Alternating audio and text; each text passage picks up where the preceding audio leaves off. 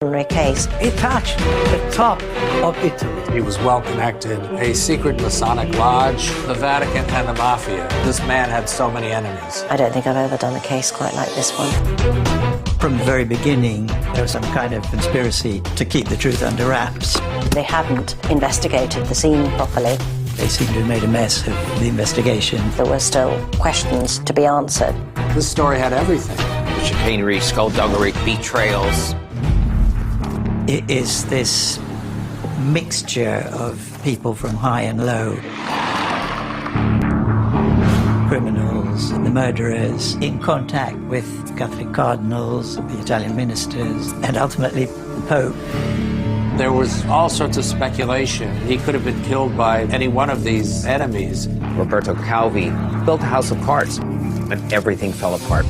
When the whole thing blew up and all these things came out, not just in Italy, but in the international press, it was a huge story.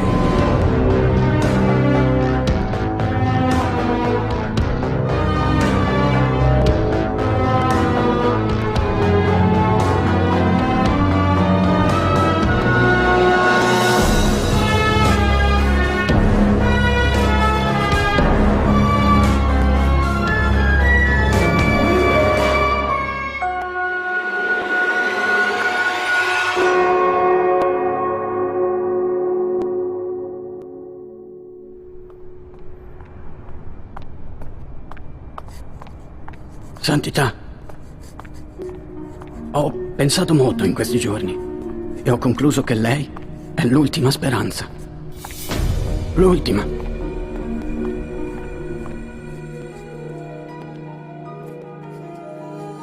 Mi trovo con la coscienza lacerata nel disperato tentativo di portare alla luce i responsabili dei gravi fatti accaduti e al pensiero dei contraccolpi ancora peggiori che ci troveremo a dover affrontare se non mettiamo fine immediatamente a questa serie di attacchi concentrici alla Chiesa e di conseguenza alla mia persona.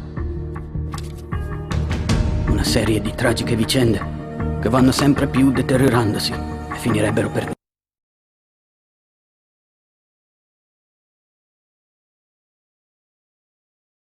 travolgerci irreversibilmente.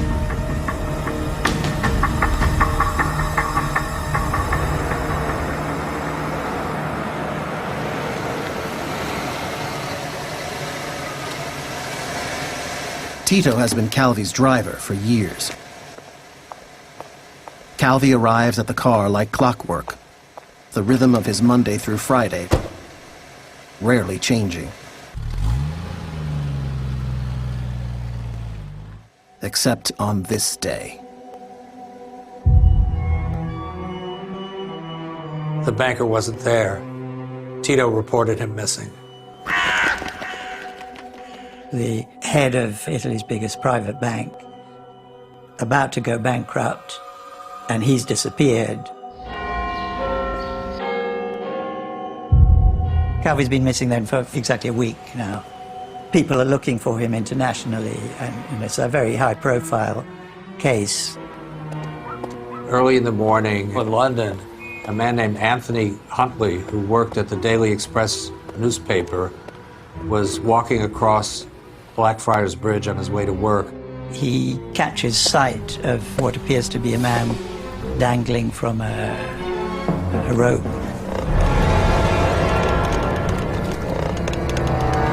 This death took place in the City of London, which has its own separate police force called the City of London Police. What did you see? I saw a complete body hanging by the neck, from a length of yellow-orange string tied to the top horizontal scaffolding too. His feet were dangling in a order, which was up to his ankle bones. The city police are accustomed to dealing with financial crimes, and they very rarely deal with murders. They're a relatively small force. They just work, in a fairly small geographical area. The rest of London has the Metropolitan Police, which is popularly known as Scotland Yard. They have a great deal of experience investigating murders. The City of London Police does not. Dead bodies are fished out from the Thames all the time. Natural causes, drowning, suicides, not major international mysteries. There were mistakes in the handling of the crime scene. He's not photographed in situ, another automatic precaution in a mysterious death. If you suspected any foul play of any kind, you would want to have a full set of photographs, and they certainly were photographing crime scenes in the 1980s, absolutely. And then, of course, they untied the knot. You wouldn't do that. You'd normally cut the rope, so you had the knot intact. The body is taken on a boat to a nearby pier and laid out.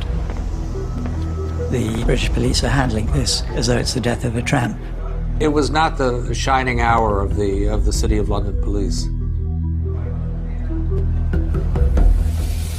There were the 5 stones or park bricks that had been recovered from his pockets and his trousers. One of the bricks has been placed in the crotch of his trousers, on top of his genitals. They found $15,000 worth of various currencies. Calvi was wearing a watch. The city police had not bothered to note what time was on the watch when they found it. The police identified him from his passport as John Roberto Calvini. They had an autopsy done by the top forensic pathologist in the UK. He concluded that there were no signs of struggle. The suggestion is that he might have loaded himself up with bricks, intending to drown himself in the river soon after this examination. The accurate identification of Calvi actually happens very rapidly. It's the head of Rome's special branch. I believe you have our banker. Calvini. It's Roberto Calvi. The Calvi has been missing from Rome since the 11th. Well, the Italian authorities had reported that Calvi was missing. He was head of one of the largest banks in Italy and was an advisor to the Vatikan Bank. He's also someone who is involved in all this shadowy political intrigue and a member of the P2 Masonic Lodge. The alternative interpretation of the bricks is a symbol of Freemasonry, and he's been executed in a way that could happen to you if you breach your oath of silence and loyalty to Freemasonry. And then he's found under Blackfriars Bridge and seen by many as another reference to Freemasonry. He's a member of this secret underground Freemason organization that counts some of the most powerful people in the country. The city police weren't aware of this. The Italian police were, and the Italian general public. The British claim to be indignant that the Italians are not sharing information with them about the background to his demise. The British tabloids were all over it. It was a huge story. God's banker found hanging underneath the bridge. And for the British, question now that is to be had, murder or suicide? Everybody in Italy assumed immediately that he had been murdered just because of who he was and the circumstances of his death. City police didn't really know that he had many, many enemies, any one of whom could have potentially murdered him or ordered him to be murdered.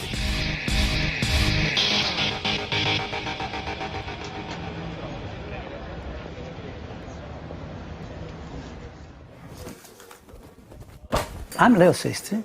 I'm an investigative reporter at L'Espresso, the most important music magazine in Italy. We have been chasing Roberto Calvi for many years. He hated us. I read the news that Calvi died. Immediately I thought that he was murdered because of what happened behind him. Year after year, Calvi was involved with the top of Italy. He had connections with banker Michele Sindona, connection with the Vatikan, Archbishop Marcinkus, businessman Licio Gelli, P2 Mason Lodge, bad guys. 1 and 1 is 2. And it's impossible to think in a different way. Others who believe that Calvi was definitely murdered, his own family. His son, Carlo, who had been living and working in the United States, his ambition was to follow in his father's footsteps in banking or financial career. With him are his mother, Clara, and his sister, Anna, who has left Italy at her father's desperate urging only days before. The family boards a flight to London. 5 weeks after Calvi's death, City of London coroner Dr. David Paul presides over the inquest. The inquest is handled in extraordinary haste. It's completed within 1 day, not giving people time to consider evidence in any detail.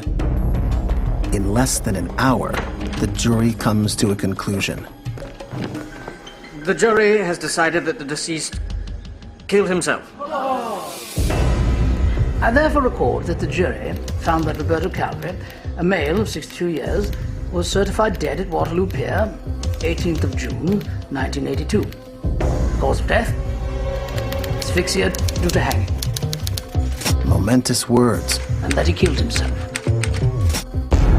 That will go a long way to postponing the solution to the Calvi riddle. There was outrage, but there was also ridicule.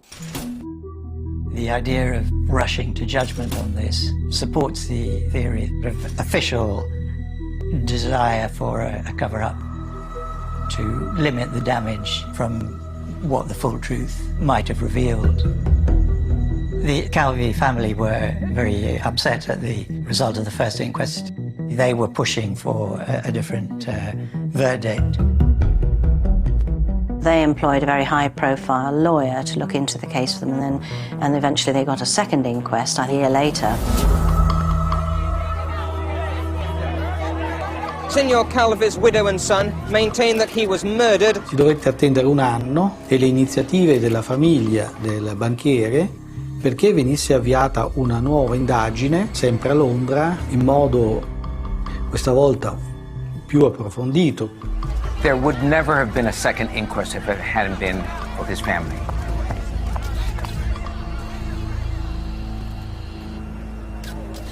On the first day of the new inquest, the jury of 6 men and 3 women were brought to Blackfriars Bridge, where Signor Calvi's body was found hanging almost a year ago. It goes on for 11 days. The family comes in and testifies at one point about his state of mind. E giunsero a un verdetto di tipo diverso, a un open verdict, nel senso che venivano lasciate aperte sia l'ipotesi del suicidio sia quella dell'omicidio. For the Calvi family, that was a great victory because it had gone from the point of being suicide to open verdict, and they took that finding of open verdict and used that as the basis then to try to show it was murder. Yes, I wish on behalf of the family to thank the coroner and the jury. This removes the stigma over my father's name. I believe the killers were sending a message by killing him in public in the heart of the city. There was definitely something theatrical about it all, and the message was clearly worth the risk. This is a killing. This is not a suicide. The circles that he moved in invites that kind of speculation. I lean toward murder. There were a hell of a lot of people who wanted him dead. The intrigue dragged in so many different types and levels of people. It gives conspiracy theories a bad name. When he got involved with these people, that was the beginning of his downfall. To understand how Roberto Calvi's death came to pass, we must know his story.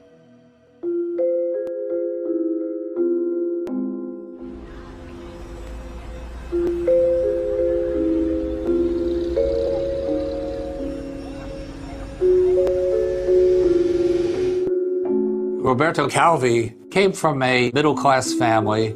They were not rich. He knew in school children of wealthy families, and he had more of a simple middle-class lifestyle, so he was envious of many of his peers. He was just so socially awkward and insecure and just had problems dealing with people. Calvi's middle class is very hard to break out of. His father's a banker at a regional bank, never gets past the position of manager. Calvi did probably have a chip on his shoulder with his father in terms of social snobbery. Calvi was more ambitious, and he attended Bocconi University in Milan, specializing in business and economics. but he did not graduate. If you're a university graduate in Italy, you get to call yourself dottore. But if you haven't graduated, you're ragioniere, which is not an accountant, but a step below that. After serving honorably in World War II, Calvi meets and falls in love with the beautiful Clara Canetti. He takes a job at his father's bank for a short time. There, he realizes his facility for numbers. Young Calvi can literally see power in numbers. It is a universe of vast secrets hidden inside endless combinations. Everything is math. Business, capitalism, power. You need only to grasp the combinations, and then, perhaps most importantly, keep them to yourself. Secrets are power. He sees this more clearly than anything.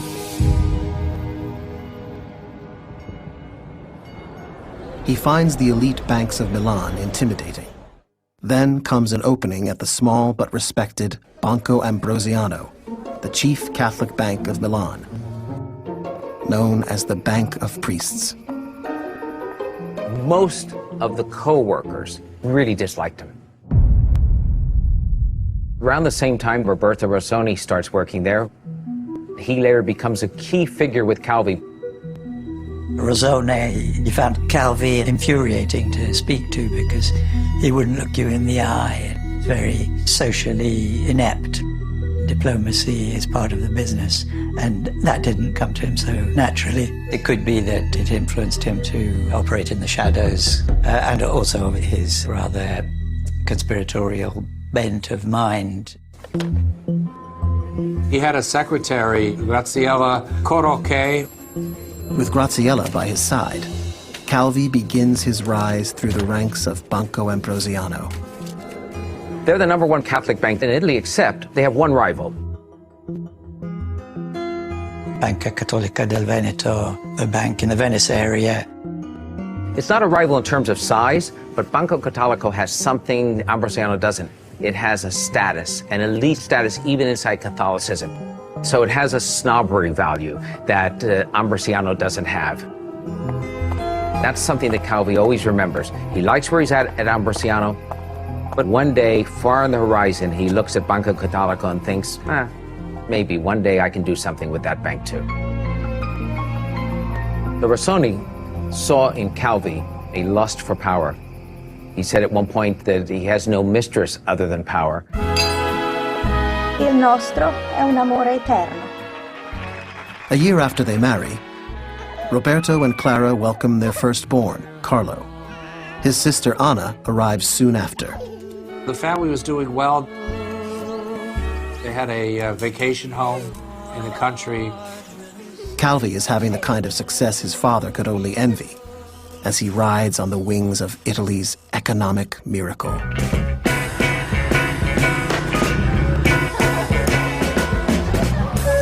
In the 1950s, there's the beginning of this boom period. It was a turning point in Italian history. Before World War II, Italy was a rural, agrarian country. Italy goes from being a relatively poor country into being a quite prosperous one. And now it's an industrial power. Factories were grinding out cars and home appliances. Hundreds of thousands of people were going to university. The economy took off. Italy has regained its place in the new world order. Lifestyle, culture changed dramatically. It was the time of the Vespa, the time of the Cinquecento. It became a rich country. It helped propel him further on his rise. But for a large institution like Banco Ambrosiano, you needed something more to get to the highest level. You needed outside support, from political support or economic support. Calvi didn't have political protectors, so he felt isolated. He had to make the contacts to be able to do business on a much grander scale. The real game is going on behind the scenes. In the years that follow, Calvi's ambition would lead him to some of Italy's most nefarious characters. Everybody close to Calvi decided that he was the man to exploit. And so maybe someone decided that it could be approached by the right people. Calvi's most crucial connections to the Vatican, the Mafia, and the secret Masonic lodge P2 came through one man. Calvi went over to the dark side, influenced by Michele Sindona, the great expert of how to work your way around the rules and maximize your profits. Sindona was a much more dangerous and insidious character than Calvi. He had giggles, giggles, like this. It's a very strange man.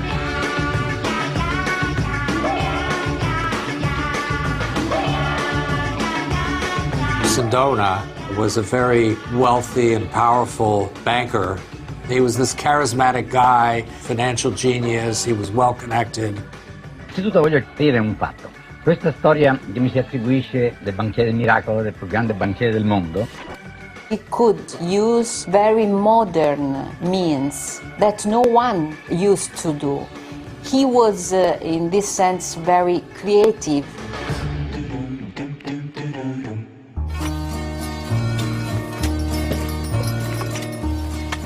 Born in 1920, Calvi and Sindona a month apart. Very different backgrounds. Sindona is born into a dirt-poor family. It's the type of family you never become a major banker in Milan. The South is looked down on, Sicily is looked down on, and it stigmatizes you and puts you into a corner. And in northern Italy, they look down on southern Italians. They are the richer, better, more elitist, better educated part of Italy. But Sindona clearly had a view of himself bigger than what it was. He went to work for the Sicilian tax department. It taught Sindona what the official tax law is, so he would know how to evade it himself. He was able to understand what was necessary for him to increase his popularity inside the business community. He should have been a lifelong state worker, but he could think big enough and dream big enough to go up north and think that he was going to be a kingpin in finance.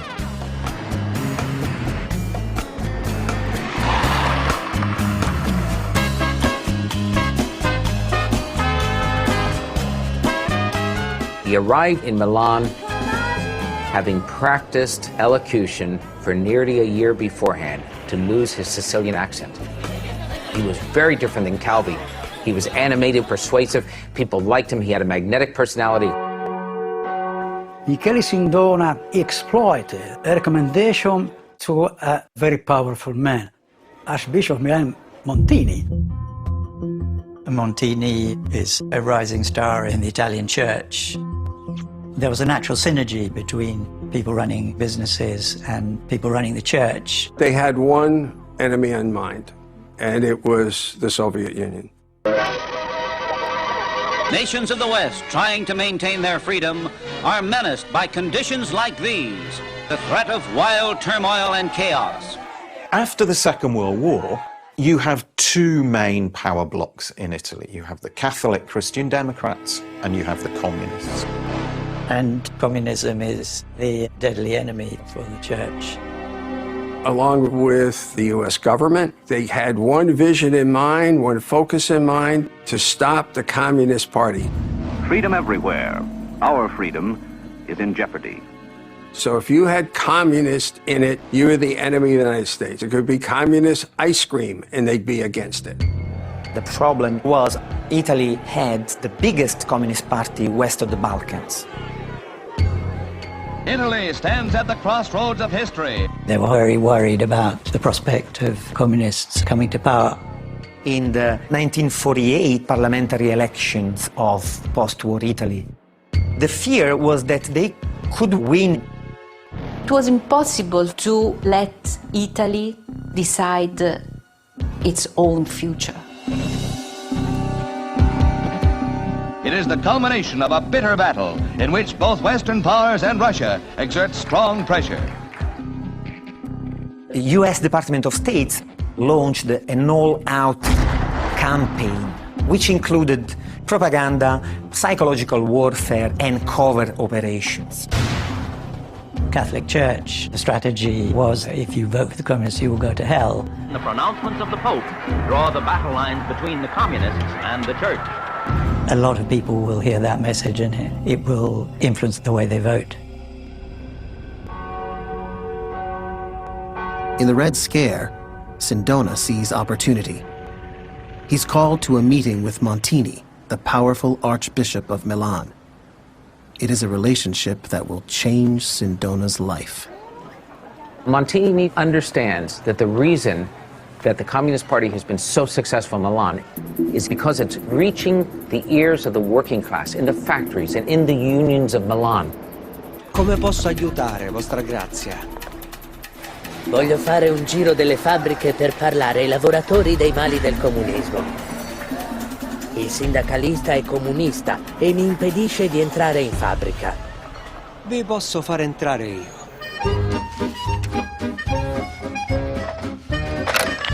This is where Sindona comes up and becomes a real friend of Montini. He represents some of the unions themselves. Ciao amico, come va? Come sta la famiglia? He has people own the mills as his clients as a lawyer. Grazie amico mio. Questa sarà una benedizione per il nostro grande paese. He gets Montini inside those factories. Montini's able to make the pitch that he wants to. The Christian Democrats hold on to power. While this gets Sindona in the door with Montini, it is another act that solidifies their relationship. He goes to Sindona and he says, you know what, we're thinking of building this retirement home. We need a couple of $1 million for it. Sindona says, let me see what I can do. Comes back the next day, I've got your $2 million. You don't have to go anywhere else. Clearly that would consolidate a friendship and create the idea that Sindona was a man to be trusted. The source of Sindona's financing is not known. Was it the Mafia? The CIA? It could have been either of them or both of them. The CIA seeks out people in important positions that can benefit them. They see a prominent banker who's flexible. Montini has heard rumors that Sindona has ties to the Sicilian Mafia. But are they only rumors? The Catholic Church was notorious for saying that the Mafia didn't exist. 1960. Sindona buys his first of 2 Italian banks. The best way to play with money is to be the owner of a bank. This was the beginning of his real empire. He is living Roberto Calvi's dream. And then, a twist of fate propels Sindona even higher. Sante Romane Ecclesiae, Cardinale Montini. Montini is elected Pope as Pope Paul VI. Which for Sindona is like hitting the lottery.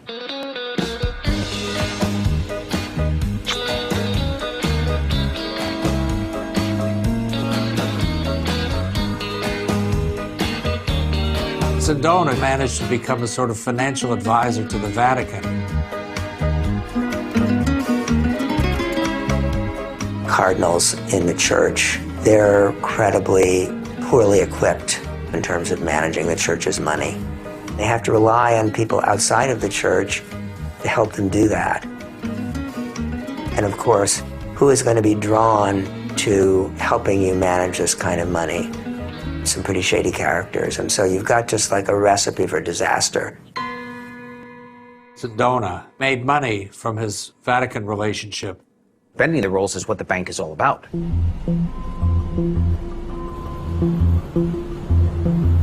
The Vatican Bank, it was founded in the middle of World War II so that it could get the Vatican off of the British and American watch list and place the Vatican, which was a neutral country, on the blacklist. So they ended up forming a bank that operated inside a sovereign country. IOR stands for, in Italian, the Institute of Religious Works. It's nicknamed the Vatican Bank. all its transactions were off the radar for British and American banking officials. It allowed the Vatican to invest in German and Italian insurance companies who were cheating the life insurance policies of Jews sent to the death camps, and the bank made outsized profits.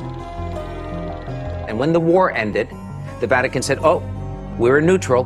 We didn't invest anything in the Germans and Italians. And nobody could tell that they were lying because it was hidden inside the Vatican bank. So bending the rules is part of the DNA of the bank. Sindona would be seen as the sort of go-to man for Catholic finance, the man with the Vatican contacts, the friendships, and the financial know-how. Calvi sees this and admires Sindona. He wants to be Sindona.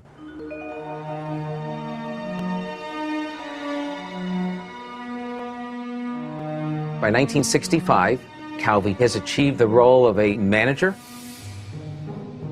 He was now a little bit ahead of what his father had achieved in his entire career. But just then, Italy's high-flying days hit turbulence. The boom years don't lead to unending growth. Young people after 1968, the student revolts become increasingly violent. 3,000 left-wing university students battle with police. The working classes asked to participate to the results of that economic miracle because they participated to that efforts, but they did not achieve enough. So this created a social conflict. A left-wing newspaper calls the Vatican the biggest tax evader in post-war Italy.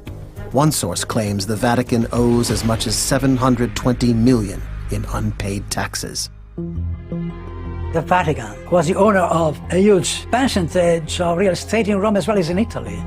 A communist government could come to power and put all those holdings at risk. In comes Sindona, the financial magician, with a solution. He says to them, there's only one way. You want to avoid, you want to get out of this debate? You come into investments that I will put you in outside of Italy. In many cases, we hide them under offshore corporations. The government can't have any look at it. You'll make just as much money or more. The Pope likes that idea. As the world's largest charity, the Pope's organization supports 250,000 priests, 1 million nuns, 5 million employees, 20 million children in parochial schools, and 600 million followers. It is always in need of income. As a result, they were ripe for exploitation. The Holy Father gives Sindona complete control over the Vatican's billions. Sindona becomes the leading banker of the Roman Curia. A big day for a kid born dirt poor in Sicily.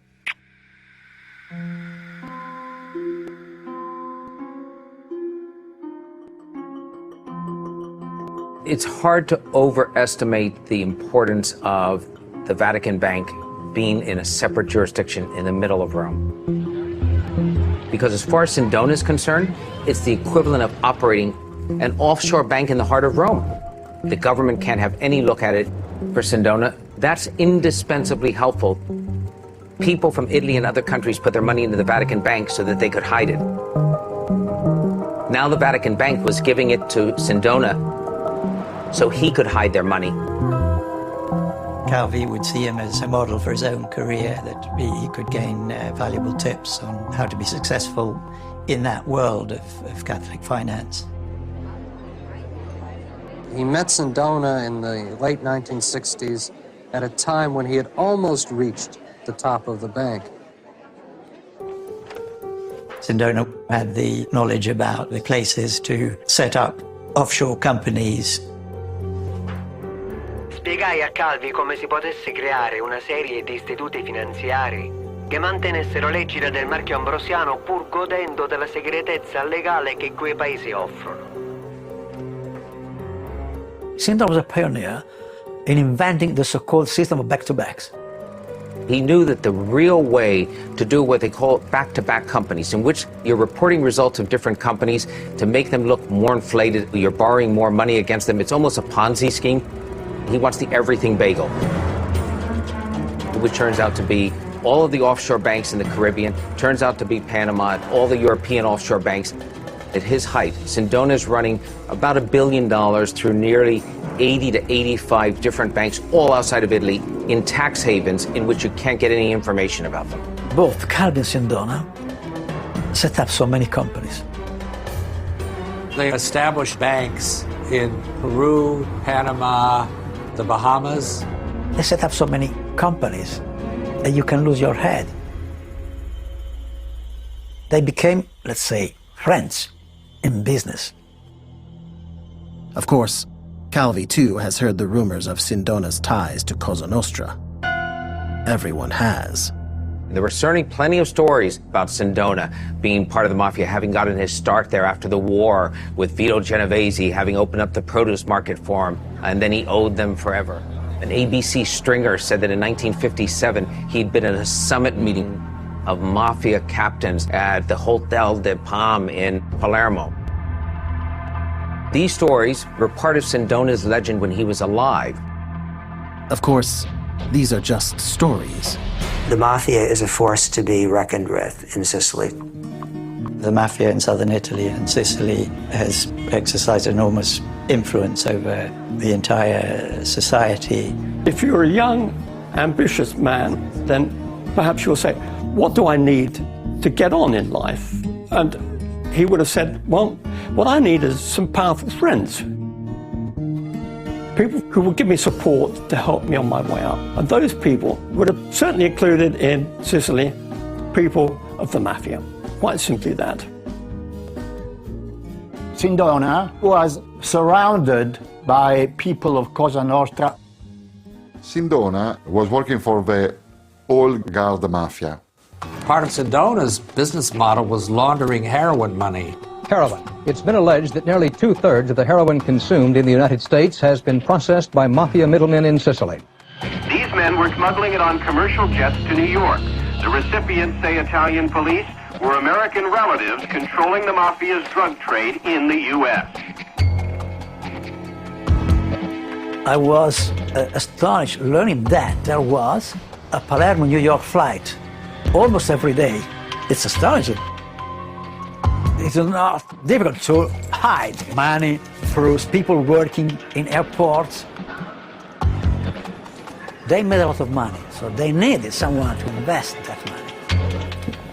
Sindona was so close to the Palermo-based mafiosi. Sindona was the right guy in the right moment. Money, from extortion to sex trafficking, human trafficking, drugs, that money was dirty, it was criminal. For him, it was still the same right color. It was green, he took it, and he would wash it through the system for them. While Calvi knows that Sindona is investing money from the Vatican, he has no idea how in deep he actually is with the Mafia. Or does he? Together, they both invested Cosa Nostra's money into the Sindona's banks, Calvi's banks, and the Vatican.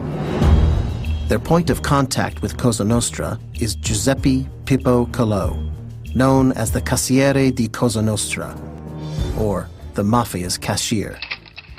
5 years spent in prison with 2 prominent mob bosses lifts him to the top levels of the Mafia. 2 years after the second inquest into Calvi's death, a breakthrough in the case comes when Mafia informant Mutolo drops an accusation in his testimony to the Italian authorities.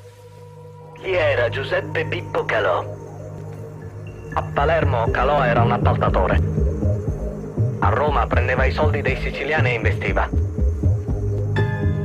La morte di Calvi è a causa di Calò. Pippo Calò was a link between Mafia business and white-collar crime. He is the first person charged in the murder of Roberto Calvi. But is the tip they received true? And if Calò did order the hit on Calvi, to what end? And was the Mafia acting alone?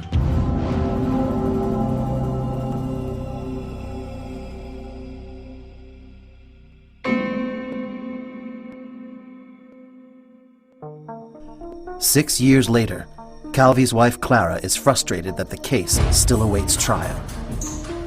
In Italy, it's this constant frustration that nobody ever gets to the bottom of things. Nobody ever finds out what really happened, what the true cause is. Clara Calvi is looking for something that will stick to move her husband's death forward and get it closer to the conclusion that she believes is murder. To be frank about it, it would have been done.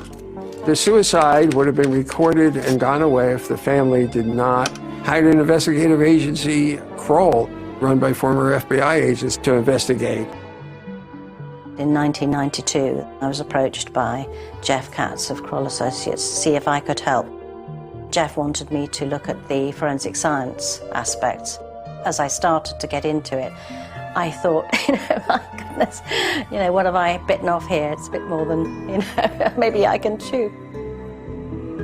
The question of who killed Calvi is who didn't kill Calvi. It's a long list. Sometimes I've called it a 3-ring circus, but maybe it was a 5-ring circus. By the end of it, this man had so many enemies.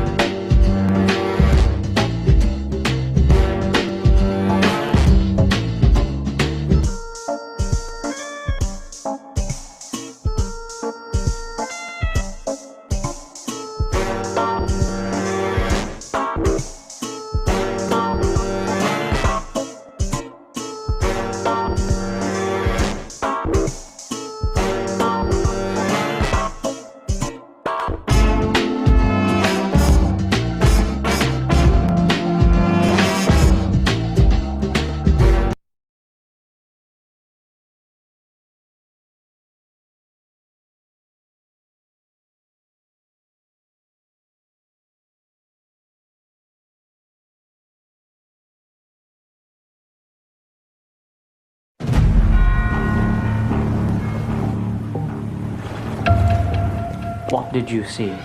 I saw a complete body hanging by the neck, from a length of string tied to the top horizontal scaffolding tube. His feet were dangling in the water. The hurried British investigation was very badly handled. They hadn't investigated the scene properly because the police suspected it was suicide. Roberto Calvi was certified dead at Waterloo Pier. The cause of death, asphyxia due to hanging, and that he killed himself. To be frank about it, it would have been done. But then the family hired their own investigators. The question of who killed Calvi is who didn't kill Calvi. It could have been the mob, P2, the Vatican, the CIA, even the KGB. This man had so many enemies. If you wanted to come up with a suspect list, it's a long list. Calvi was somebody whose time had come.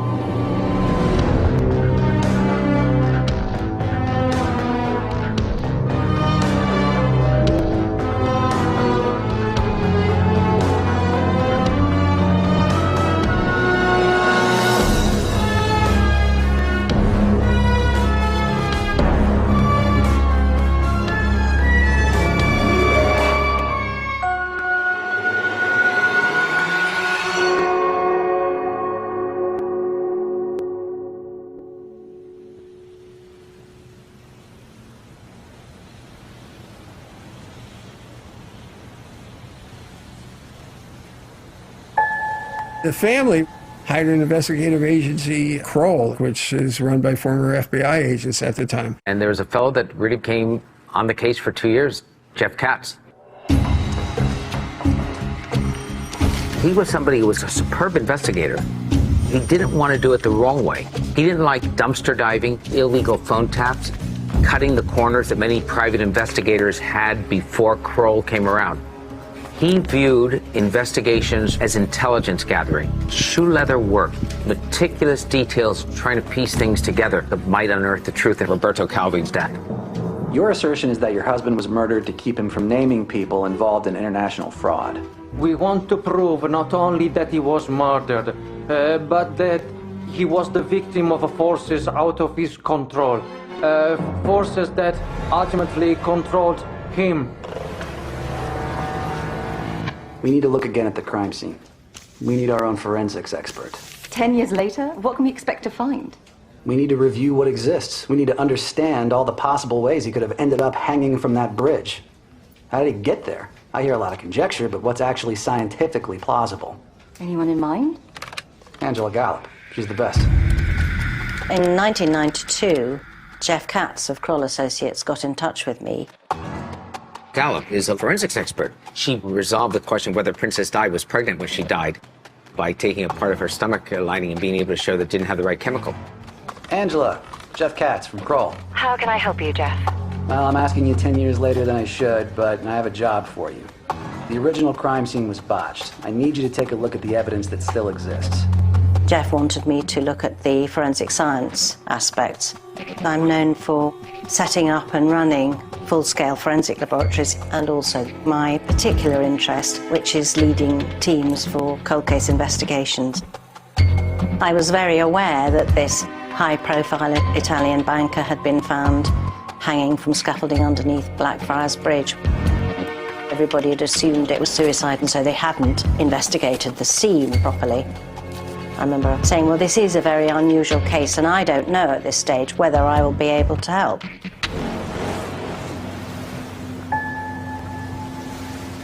I spent some time down at Blackfriars Bridge. It was a little bit different. There was no scaffolding there in 1992. But I was very much looking at the foreshore there and what happened at low tide when it got exposed. I must admit, sometimes as I started to get into it, I thought, my goodness, what have I bitten off here? It's a bit more than, maybe I can chew. You always have to understand the context of the case that you're investigating. It's within that context that you look for certain types of evidence. It's about the crime scene, but it's about everything that went on around the crime scene as well. Details like that can be really important. The web of players is complex, each with a strong motive to want Calvi disappeared. The suspects span Italy's vast centers of power: the Vatican, a secret Masonic lodge, the American CIA, and Cosa Nostra.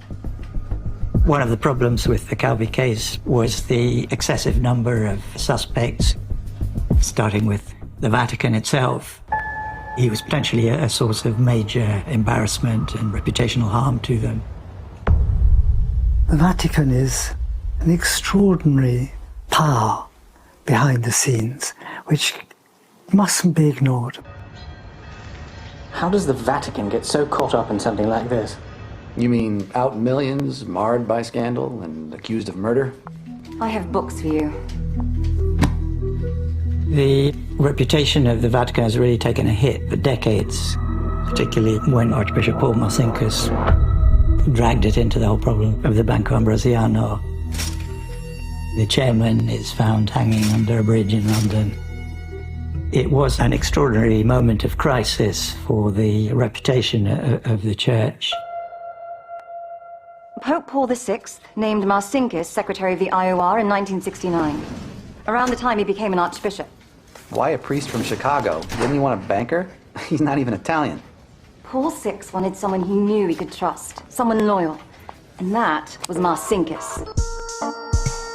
He is Archbishop Paul Marcinkus, who climbed from the blue-collar churches of Cicero, Illinois, to this tower in the outer walls of St. Peter's, where he hid the Vatikan Bank.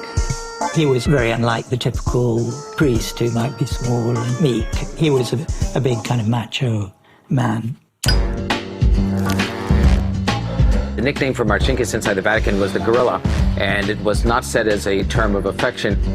Because of his size, 6 feet 5 inches tall, he became the unofficial bodyguard to the Pope as they went around on trips. He didn't have any sort of financial training or background at all. Although I will look at that and say, boy, did they pick the wrong guy to run the Vatican Bank. From Sindona's perspective, the Pope picked exactly the right person. Marcinkus was the perfect person for the other two to use because they had, by him, the stamp of approval of the Vatican Bank. The Vatican Bank could handle money and it could be distributed around the world in a confidential manner. The operation that brings these three key players together is when they set up the Banco Ambrosiano Overseas Limited in the Bahamas. It was believed to be the only example of a Catholic bishop in the world who was serving on the board of a bank. By having untraceable funds, they could be used for any ideologically driven projects as well as money-making projects. The Vatican Bank has no balance sheets. There's no advisory board. There's no independent board. It has one shareholder, the Pope. So therefore, you don't have to worry if you happen to take a few dollars on the side for yourself. But that wasn't Marcinkus. He was interested, though, in power. He did, at times, take off millions of dollars. An example was when they did this backdoor deal on this Catholic bank. Calvi wanted to acquire a Catholic bank in Venice called Banca Cattolica del Veneto. With Banca Cattolica del Veneto, Banca Ambrosiano will be the largest private sector bank in the Italian banking system. Marcinkus actually sold him 50%. The deal was that Calvi would buy, through Ambrosiano, 37%. And you know what happened on the side? The extra 13%, that money comes back into the Vatican Bank as cash that Marcinkus uses for other things. $6.5 million to buy himself a cardinal's position. But the top Catholic official in Venice, Luciani, was opposed to the deal, and he objected to Marcinkus. This deal is against the church's long-term interest. And excuse me, but I don't think Calvi has the best interests of the parishioners in mind. Eminence, no disrespect, but don't you have anything better to do? Sono stato trattato da Marcinkus come se fosse un bidello. This is a conversation no number of Hail Marys will fix for Marcinkus. A conversation he will live to regret.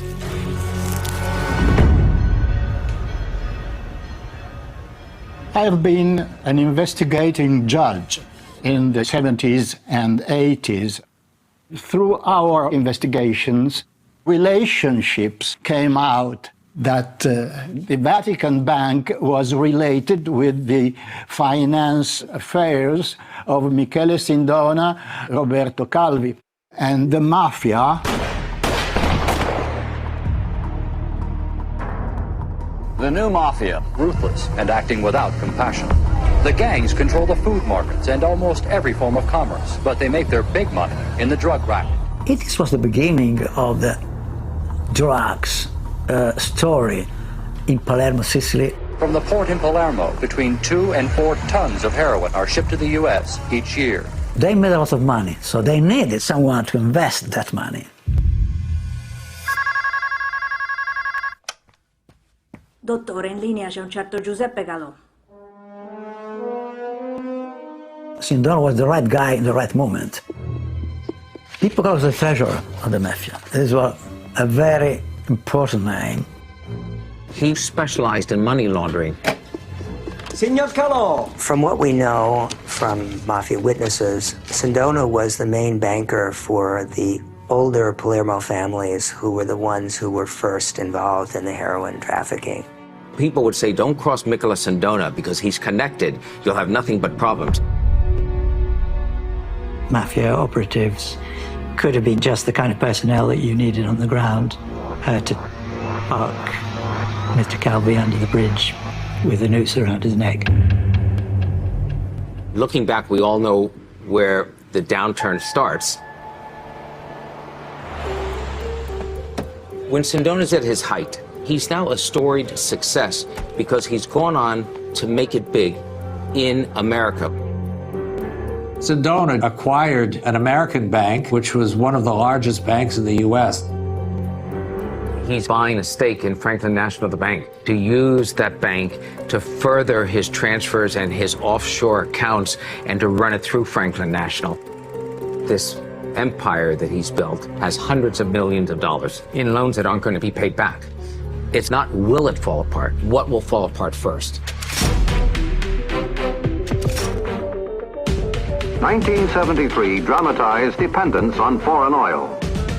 All countries that were heavily dependent on foreign oil imports, such as Italy, their currency plummeted in value. This caused havoc for Sindona. At the same time, the currency traders inside Franklin National made the wrong bet on the lira and the dollar and got creamed by the market. Franklin National becomes the largest bankruptcy in American history at that point. The Man Fortune magazine pegged the previous year with a $450 million net worth, now holds huge paper losses on foreign currency trades. Plummeting stock prices mean he cannot raise enough money to cover his bad bets. He had lost money for powerful people. He had lost money and put the Vatikan into a terrible position. With a financial empire that is on the edge of collapse, Sindona thinks, I will call in all the favors that I gave in the past. Sono Sindona per Calvi, grazie Graziella. Sindona tried to get help from Calvi by saying, you should give me back my money. Ho 18 milioni di dollari in una joint venture con te e ho bisogno di quei soldi indietro. Michele, il denaro è impegnato in affari con altre società, incluso il Vaticano. Buongiorno, dottor Sindona. Il dottor Calvi? Il dottor Calvi è uscito. È normale che mi eviti. È spaventato dalla mia situazione, ha paura di essere mandato in rovina per associazione con me. E se non sta attento, potrebbe pure succedere. Calvi was very nervous. He turned to the P2 Lodge for protection.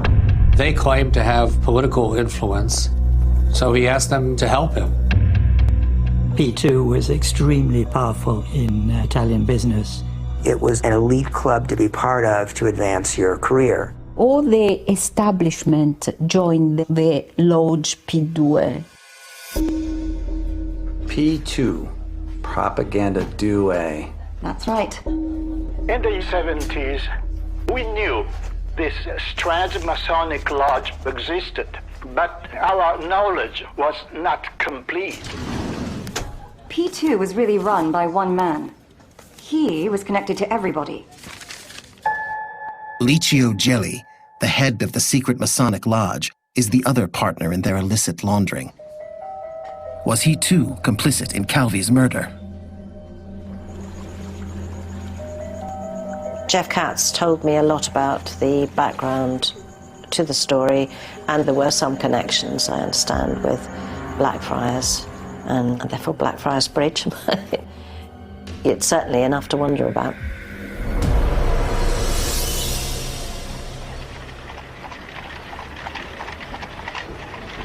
In the late 1960s, to make Freemasonry important again, the Grand Master decides to revive an old lodge called Lodge Propaganda. This lodge is now called Propaganda Due, or P2 for short. And at the same time, there happens along a man called Licio Gelli, and is soon master of this P2 project. Gelli is a convinced fascist. He fights in the Civil War in Spain, and after fighting got to meet Mussolini. Gelli is very good at capitalizing on his reputation as a fascist, to build his power, to build his connections. How'd they all know each other? Gelli and Sindona met in the mid-60s. Their relationship was mutually beneficial. Gelli had political connections, and Sindona had banks. Money. Sindona was financing extreme right-wing organizations for Licio Gelli. It also brings him into contact with the CIA. Gelli was a recruit and ended up being a good recruit. The key to P2's power was its usefulness for the Cold War and for Italy's American masters. The key cement justifying everything was commitment to the anti-communist cause. The idea was to prevent communists from taking power. Anything was justified to win. In Italy, this was the beginning of the strategy of tension. This attempt at spreading fear and terror across the country by staging bomb attacks. Now, behind this strategy, there were rightist, neo-fascist parliamentary groups and also state intelligence agencies. NATO and CIA was involved. Many of these right-wing bombings were staged to look as though they were the work of left-wing extremists with the plan of scapegoating people. For Italy, it was a disaster. These fascists wanted to be able to create enough instability that the average Italian says, whoa, we don't like any of this. Let's get a strong leader like Mussolini again. People like Licio Gelli believe that they can be that leader. And so, as more and more people are nervous about the country moving toward revolution, Gelli's power rises. Calvi was so convinced that he needed Licio Gelli in order to carry out his business affairs. And, of course, he could be protected. If you are engaging in dodgy financial practices, it's a good thing to have political friends in high places. Sono pronto, Licio. Eccellente. Sarei molto apprezzato, Roberto. He was very gullible, very willing to accept claims of other people who said that they could help him and protect him and support him in one way or another. They extracted a very high price. Gelli's power depended to a large extent on blackmail. It was one of the key instruments of the P2 regime. Even the membership forms said, do you have any useful information on people that we can use? Gelli wanted to tap that information to make blackmail part of his toolkit. Licio Gelli was able to blackmail, to control the official power. Once you get into the system, you're bought. You do one deal, you're stuck. All they have to do is turn you in for that deal. The P2 membership lists and a lot of important documents are spirited away and kept in the safe. Gelli used his position in the P2 to get money out of Calvi. He was certainly using this for self-enrichment, along with whatever political program he may have had in mind. 3 months after his initiation into P2, Calvi achieves his career ambition. In 1975, Calvi becomes one of the most important financial men in all of Italy. Ambrosiano is no longer just a small regional bank. It is one of a handful of the largest banks in Italy, with regional banks across the country, with relationships with correspondent banks in nearly 20 different countries. Ambrosiano is reporting big profits. Calvi is living his dream, his rise now complete, as Sindona's fortunes continue their tumble. Their career trajectories are crossing at that time. Calvi on his way up, Sindona on his way down. After the collapse of Sindona, Calvi stepped into Sindona's shoes as a financial advisor to the Vatican, and he became increasingly close to Archbishop Marcinkus. By the mid-70s, the church has an active banking relationship with almost a dozen Calvi-controlled shell companies. After his losses that he has with Sindona, Marcinkus makes the amateur investor mistake of, I lost that money on Amazon. I'm going to make it up double here on Facebook. Increase the risk to get back the money that had been lost. And that's what Marcinkus does with Calvi. Gives Calvi tremendous power, but for Marcinkus, it's a dangerous move further down the rabbit hole. Italy is in real crisis. The lira's now worth 40% less than 3 months ago. The economy in Italy continues to sputter. Safe financial havens abroad for the wealthy's money become more attractive than ever. Italy in the 1970s had incredibly strict laws against currency exportation. For Calvi and his clients, the IOR becomes instrumental in hiding their capital. And where does the money go? Ambrosiano's branch in Lugano, Switzerland. It becomes the safe haven for the rich. But not legally. No. And now the penalty if caught is prison time. So the stakes are rising for Calvi. And Sindona. Sindona is already screwed. Sindona gets into deep trouble. He's wanted on both sides of the Atlantic. The mafiosi want their money back. Dottore, there's a Giuseppe Calò on the line. Michele, i nostri collaboratori in Sicilia sono irrequieti. Pippo, sai che te puoi fidare da me. He's in a desperate situation. At a certain point, the Italian state puts an investigator on the trail of what's happening to his Italian operation. It's a guy called Giorgio Ambrosoli in Milan. That means the beginning of the end for Sindona.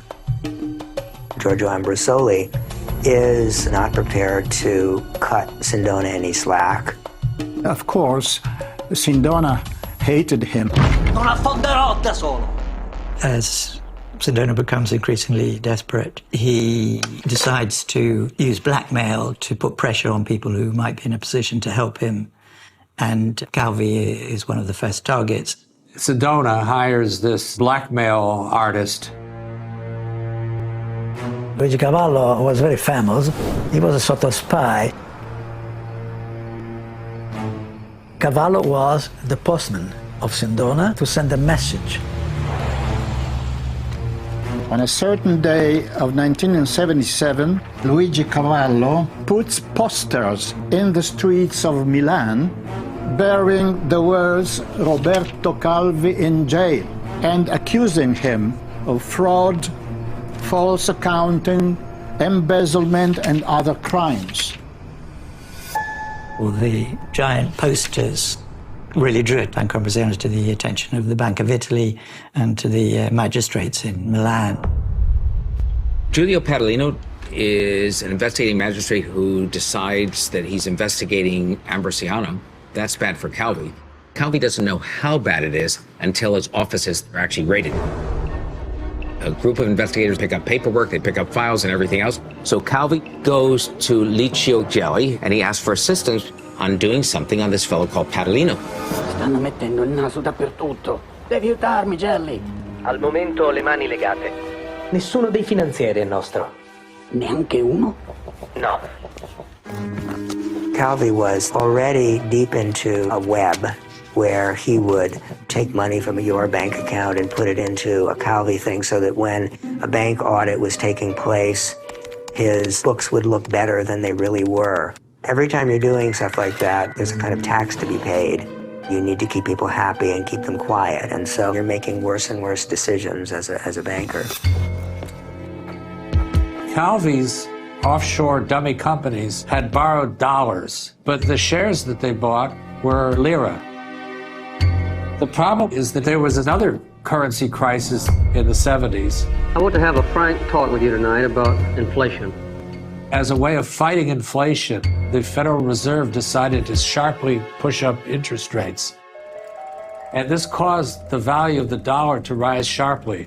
So imagine you have a debt that you have to pay that's in dollars, and you have an asset which is in lira.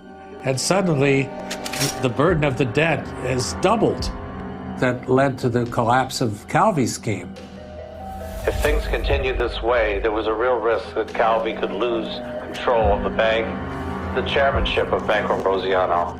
He knows that if someone like Roberto Rosone, his deputy, gains control, they will uncover all of his shell games, and he'll be finished. So that's when he starts buying up shares of Ambrosiano. Yes.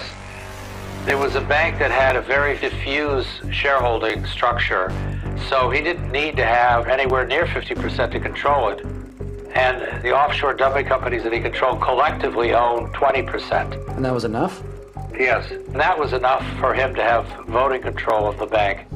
And when Bank of Italy supervisors found that these obscure offshore companies collectively owned 20% of the bank, that was a red flag. Why? Who are these companies? In 1979, Sindona and Calvi's legal troubles increase. They begin a string of events that will bring Calvi ever closer to his doom. In New York, Sindona is indicted in a 99-count indictment from federal prosecutors that charge fraud, misappropriation, conspiracy.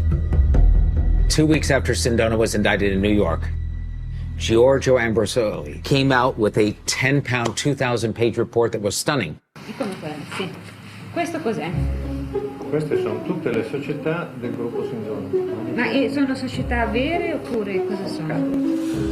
The entire Ambrosoli report and essentially shows how Sindona has used Franklin National as a conduit to pass through millions of dollars in his paper phantom ghost bank empire and ran Franklin National down to the bare bones, having really looted the company. It is a devastating report and is a major obstacle to getting Sindona out of the trouble that he's in. Ambrosoli knew exactly that he might have been killed, but he did his duty nevertheless.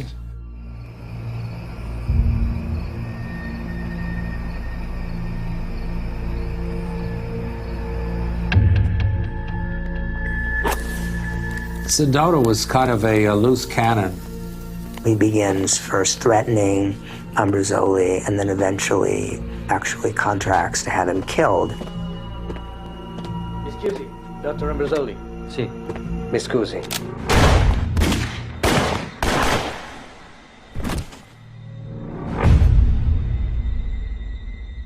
Sindona is becoming a liability to his former friends.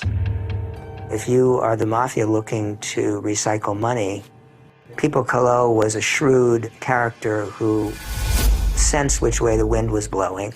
And so because Sindona is beginning to fall apart, the Corleonesi begin using Calvi's bank as their money laundering vehicle. Banco Ambrosiano è stato impiegato per svolgere una imponente attività di riciclaggio di denaro proveniente dalla mafia. A lot of mafia money, according to the mafia witness, went to Banco Ambrosiano. And then a lot of money of Banco Ambrosiano went to P2. He was being drained of huge amounts of money by Licio Gelli and his lobbyists and fixers. Angela, Jeff Katz from Kroll. I look forward to joining you at the crime scene today and seeing you work some of your magic. We were quite a good pair, really. Jeff was absolutely amazing. He had an encyclopedic knowledge of this case. His passion for investigation matched mine for forensic investigation. When I first started to get into it, I thought long and hard about what I could do, how I could kind of use the scientific knowledge I had to help. Forensic science is all about physical evidence, looking for tiny traces of material or marks. I was very keen to look at the items that were available and that the original scientists had examined, and they had notes on them and there were people I could talk to about it. They had compared the 5 stones or part bricks that had been recovered from his pockets with similar bricks and stones on a building site fairly near to Blackfriars Bridge, and they decided that these items had come from that building site. I also had a look at the items that had been examined originally. One of the watches was a wristwatch that was very badly corroded. The other one, a pocket watch, wasn't so badly affected. You couldn't see that water had flooded into it. Under Blackfriars Bridge, the water sort of rushed either side of the supports as the tides were coming in and out. But you also had the wash created by passing river traffic, which could raise the level of the river locally by about 2 or 3 feet in height. So the less badly damaged watch was probably in an upper pocket, and the wristwatch was probably on his wrist, which would have been underwater at a certain period of time. And it had stopped at 1:52, which might have been important. I was particularly interested in the shoes because they could reflect some of the last things Calvi had walked over, including, for example, the stones on the foreshore, the scaffolding. You'd have to walk along or up the scaffolding. And I needed some help from a forensic chemist who's a specialist in footwear and marks in footwear and the marks footwear makes. We were interested in paint because some of the bars of the scaffolding had yellow and green paint on it. And so the soles and the lower parts of the uppers would have been of great interest. This was an incident about which there were still questions to be answered. The framework I constructed consisted of thinking about the routes by which Calvi could have got on the scaffolding. And I decided there were probably 4 main routes, 2 suicide routes and 2 murder routes. And these were the ones that I was going to focus on.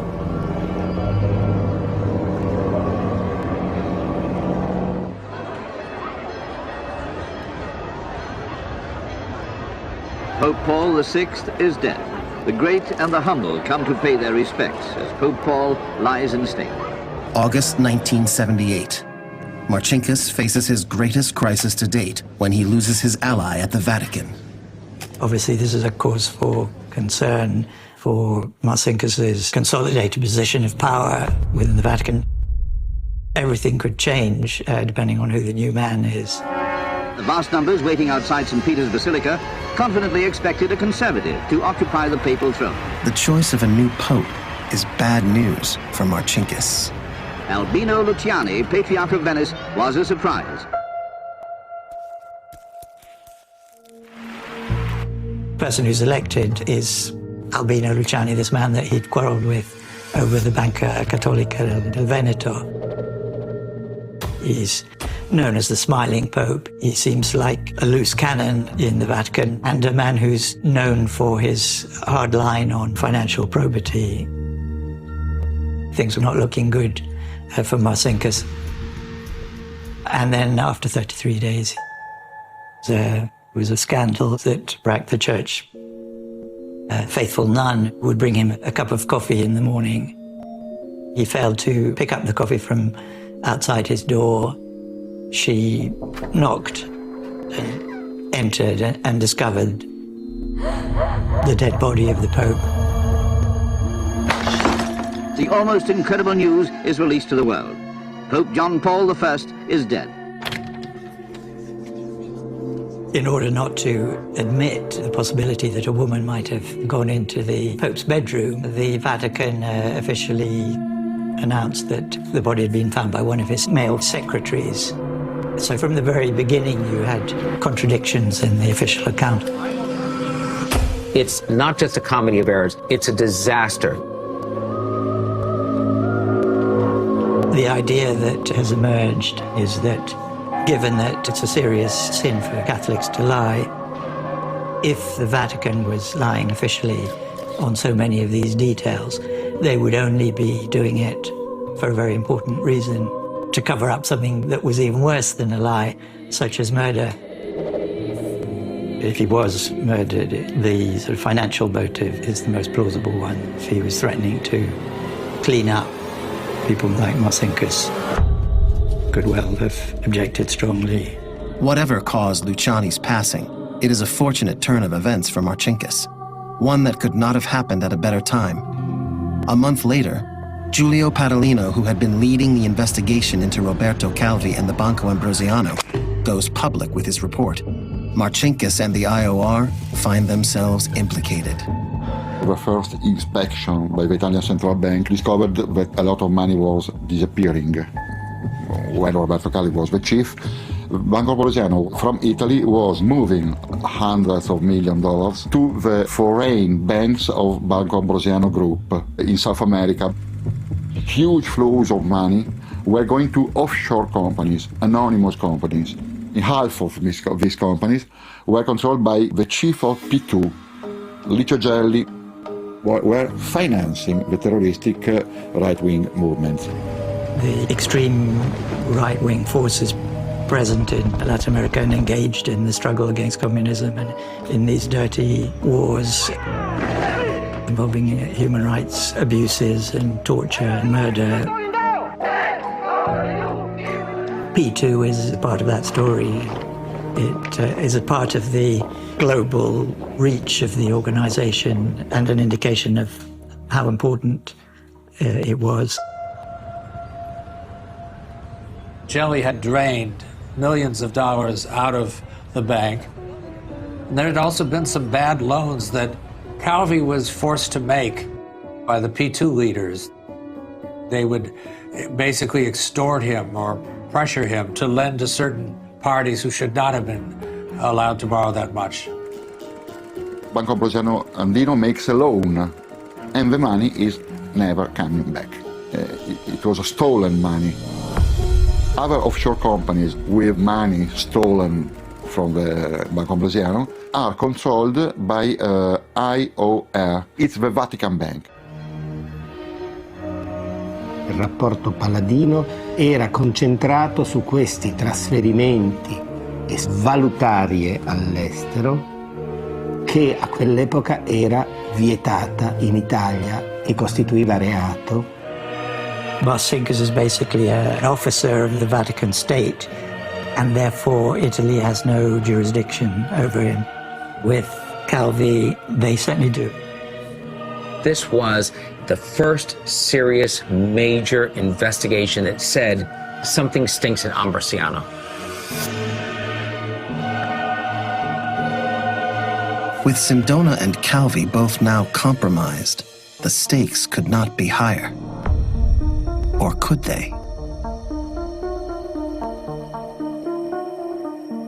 Enter into this tinderbox John Paul II, a cold warrior driven to defeat the communists at all costs. The arrival of a new pope will have unseen and deadly consequences for Roberto Calvi. It was very bad news.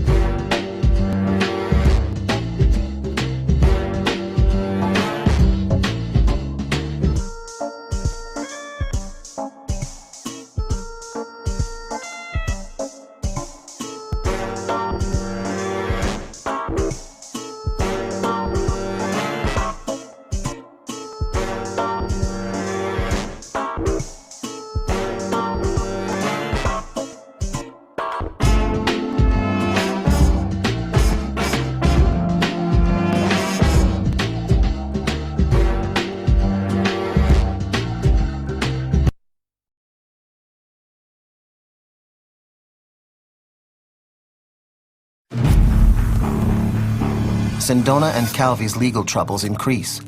They begin a string of events that will bring Calvi ever closer to his doom. Sindona crashed. The largest bankruptcy in American history. Sindona's wanted on both sides of the Atlantic. The mafiosi want their money back. Calvi turned to the P2 Lodge for protection. They extracted a very high price. Jelly used his position to get money out of Calvi. It was clear that Calvi was in serious trouble. It's not every day in London that you find a body swinging under one of the great old storied bridges. It's a dramatic death. In 1992, I was approached by Jeff Katz of Kroll Associates to see if I could help. He had been charged with reinvestigating the case on behalf of the family. Jeff wanted me to look at the forensic science. I didn't make any assumptions about whether it was likely to be murder or suicide. I was just very interested in the circumstances by which this high-profile Italian banker had come to be in this position, hanging from a rope under one of the big London bridges. How on earth did that happen? I don't think I've ever done a case quite like this one.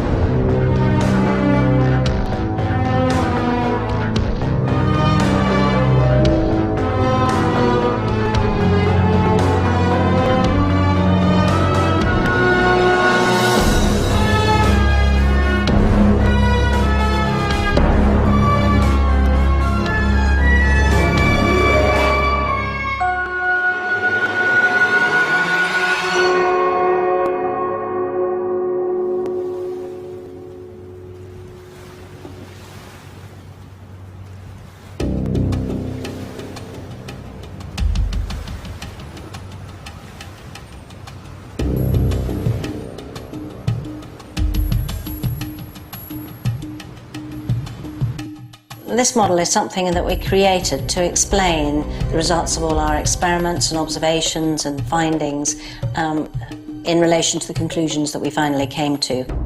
The framework I constructed consisted of thinking about the routes by which Calvi could have got onto the position on the scaffolding in which he was found. I decided in the end that there were probably 4 main routes. 2 suicide routes and 2 murder routes.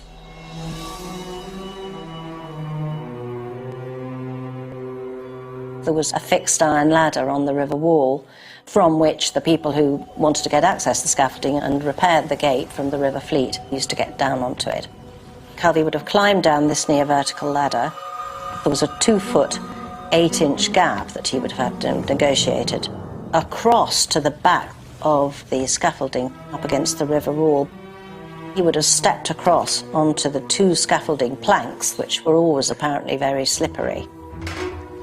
And then he would have had to have climbed up 1 pole's distance, traversed to the other end of the scaffolding, and then tie the rope of the scaffolding through an eyelet, not onto the pole.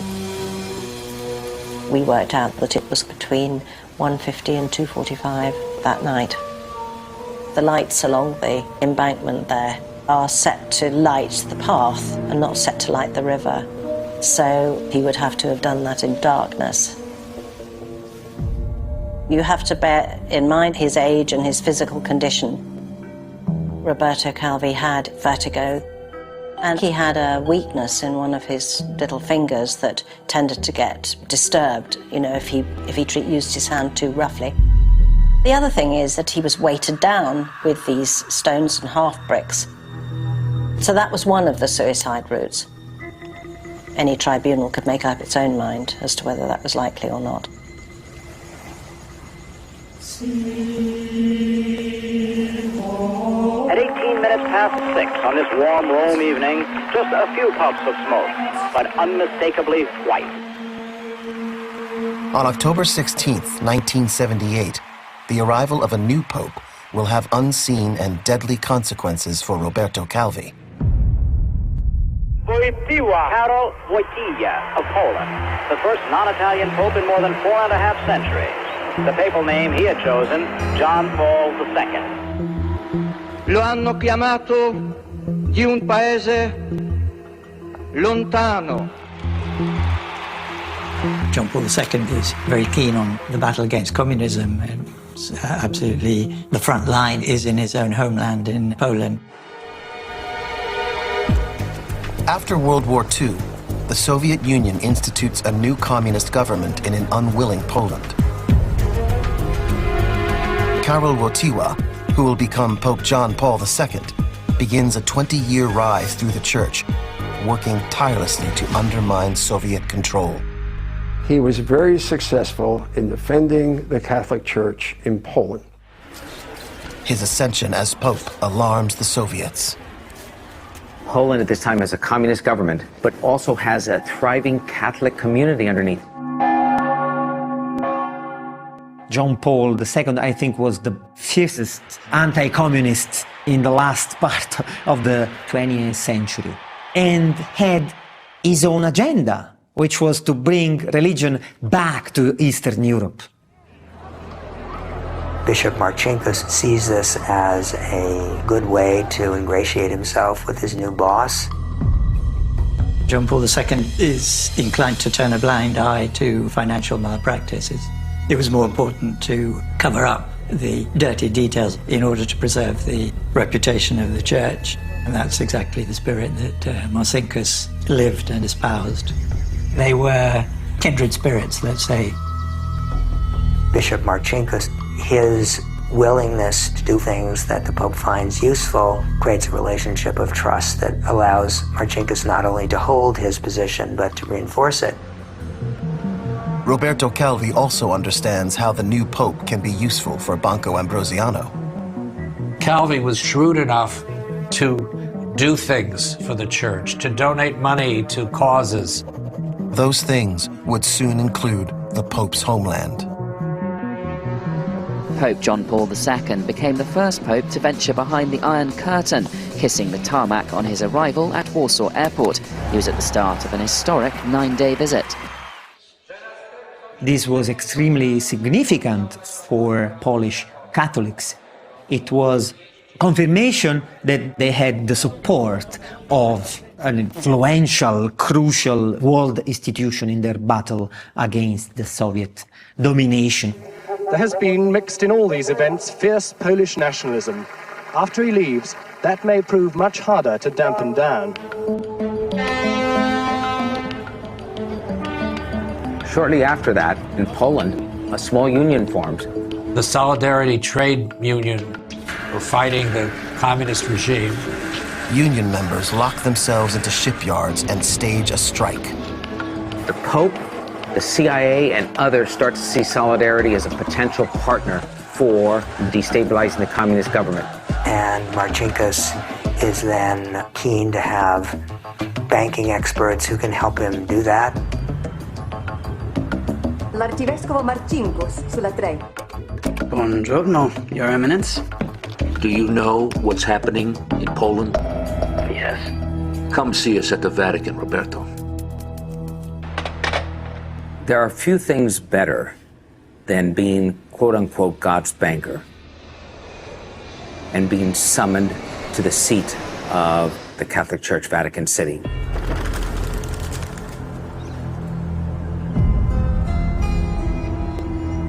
This drags Calvi ever deeper into the vortex of the Pope's obsessive battle against communism.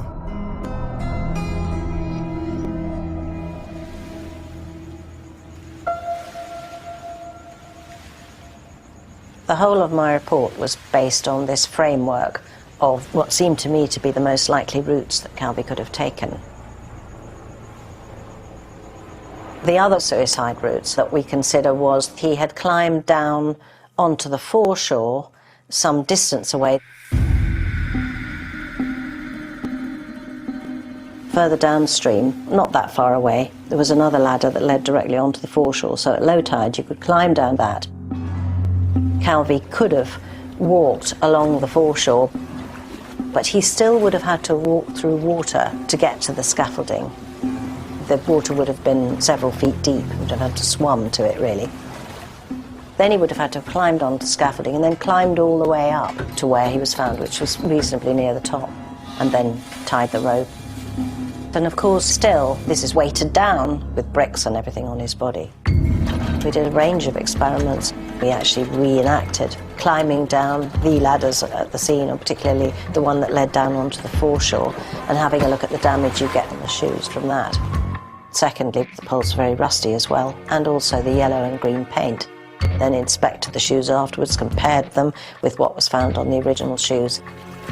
We then put the shoes in a bucket of swirling water for a certain period of time, and then looked at them to see how much of the paint and the rust that had been transferred had then been removed. We had enough physical evidence here, along with all of these other suppositions, to leave one really convinced that neither of the suicide routes were really possible.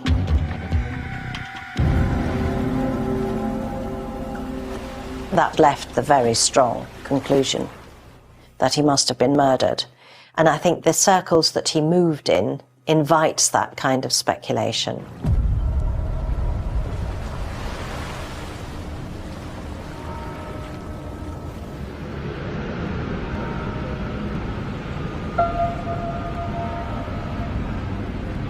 Just 5 weeks after the Pope's visit to Poland, prosecutor Giorgio Ambrosoli, who had been delving into banker Michele Sindona's fraudulent dealings, is assassinated. Who wanted Ambrosoli dead? It's a long list. He was shot and killed in Milan by 3 men in what Italian sources called a typical Mafia execution. But who wanted him dead that also had connections that might relate to Italian Americans? Michele Sindona. So it turned some of the attention toward him. Sindona was furious.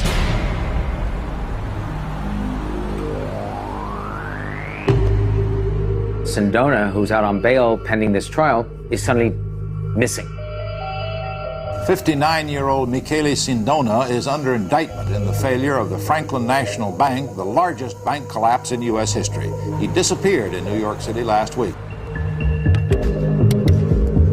Hello. We now have Michele Sindona as our prisoner. You will be hearing from us.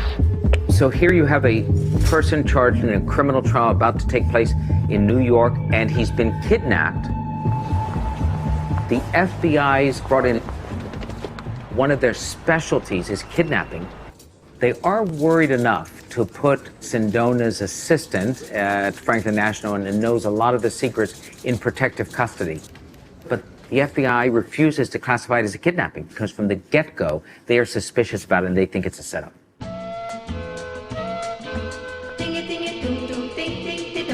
Guess what? The FBI was correct. Sindona had put on a disguise. He had staged a fake kidnapping. He didn't do it in a chintzy way. He decided to do it in a big way. So he disappears and he travels to Sicily. Sindona had business to do that he had to do in Italy. Sindona needed help from the Mafia because he was, of course, pursued by Milan prosecutors as a result of his bankruptcy. He had to make commitments to mob bosses that he would repay them. Millions and millions of dollars. These were people who wouldn't take kindly to being bilked by their bankers. He was a guest, a special guest of the Palermo Mafia who helped him. He was living together with the bosses. During this stay in Palermo, Sindona wrote many letters, pretending that the letters were dictated to him by the people who kidnapped him. As Sindona becomes increasingly desperate, I think there's possibly an element of madness. He's losing contact with reality at that point. The members of the secret Masonic Lodge P2 were arriving to the conclusion that there was not a possibility to trust Sindona any longer because his discipline was so bad. At that time, they decided that their financial man was only Calvi.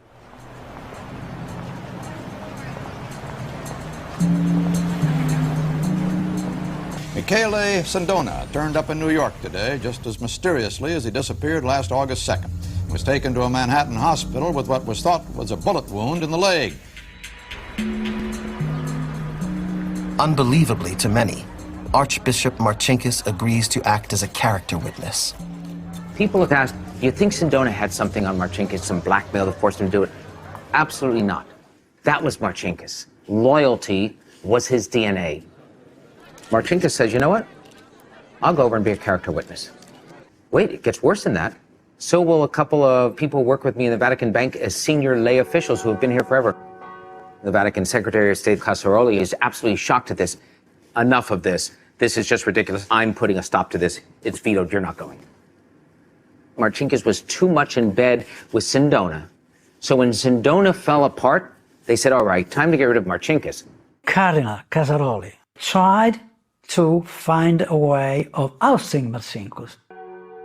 The Secretary of State Casaroli goes to a friend of his who's running Italian intelligence and says, will you get me some dirt on Marcinkus so I can force him out? They put this fellow, Francesco Pazienza, on the case. I am Francesco Pazienza, but everybody call me Frank. I found embarrassing documentation on Marcinkus in Switzerland, financial information. Money from the Vatican Bank that's taken out that's illegal. Now, he doesn't know what it's being used for. It's not ending up in Marcinkus' pocket, but what does he do with it? Does he go back to Italian intelligence and tell them?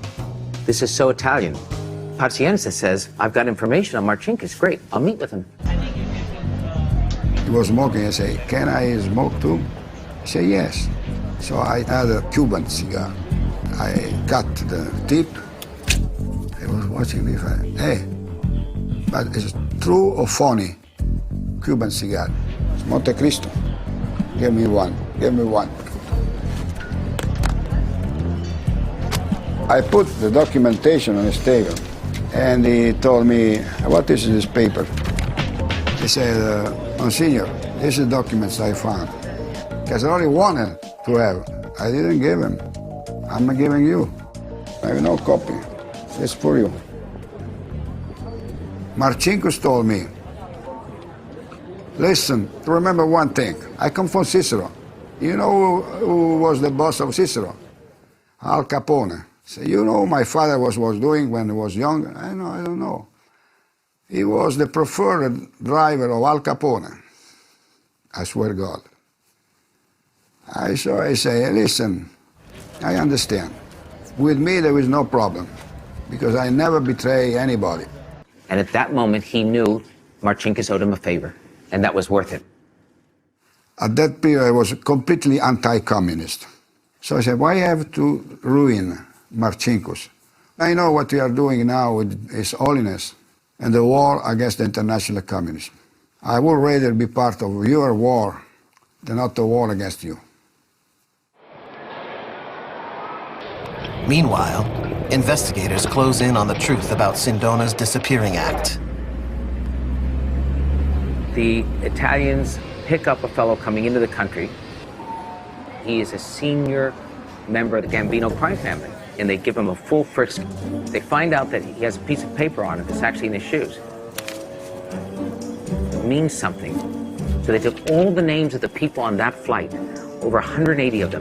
The FBI went through one by one, and they found one of them was a person who didn't exist. It was a false identification. They then pulled out of the files from immigration the actual declaration card, and on that they find Sindona's fingerprint. He's coming in back from Italy at a time when he's supposed to be kidnapped. He's traveling back and forth in the company of mobsters. It's the end, as far as the FBI is concerned, of Sindona having been the innocent victim. A judge in New York today sentenced Italian financier Michele Sindona to 25 years in prison and fined him $207,000. And that was the end of the scenery, because he was arrested and never was released anymore.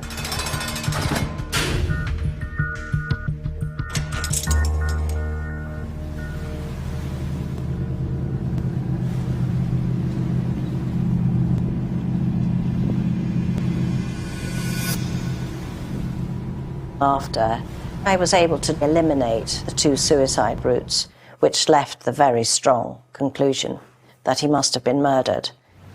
So that left the 2 murder routes, really.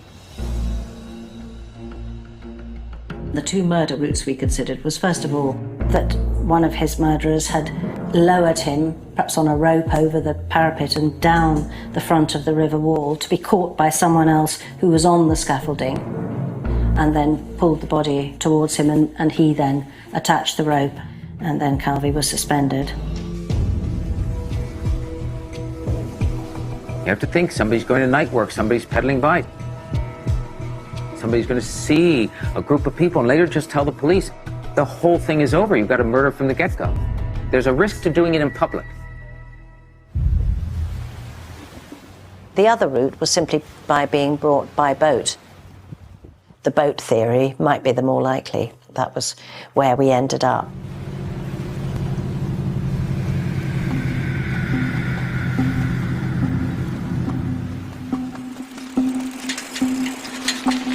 At the beginning of 1981, we were investigating the fake kidnapping. It came out that Mr. Joseph Micheli Crimi was also in Palermo with Sindona. This doctor, Joseph Micheli Crimi, Italo-American, being a doctor, was able to shot Sindona's leg in a way not to kill him, no? It was only a cover-up, but he shot Sindona's leg. I mean, unbelievable. The prosecutors, the judge, the police discovered this and interrogated Crimi. Micheli Crimi, the doctor, kept traveling between Palermo and Arezzo. Arezzo is where Licio Gelli had his main headquarters and office. Licio Gelli, head of the secret lodge Propaganda Due, or P2. We already knew that this strange secret Masonic lodge existed, and we knew that Licio Gelli was the head of this Masonic lodge. Licio Gelli seemed to be a very powerful person, protected by several circles. So now that there was this connection between Sindona and Licio Gelli, we decided to search all the known addresses of Licio Gelli. We found out that Gelli had a secret office inside a textile company in the province of Arezzo, Stiglion Fibocchi. That's the name of the small town. The search was managed by the Guardia di Finanza, the financial police. That's a military organization that belongs to the Treasury Department, and they were created to fight corruption and money laundering. We sent Francesco Carluccio. He was a very, very brave and clever investigator. Allora avevo un grado di sottufficiale, ero maresciallo maggiore, facevo parte della prima sezione speciale del nucleo di polizia tributaria della Guardia di Finanza di Milano. Questa sezione speciale si interessava esclusivamente di indagini di polizia giudiziaria ad alto livello.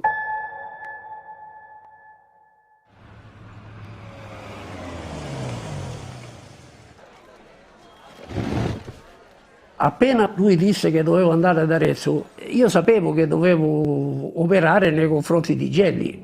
Prendiamo la macchina e andammo a Castello Fibocchi e io scelsi i collaboratori nel nome di De Santis. Noi individuammo dove erano le sedi di queste società.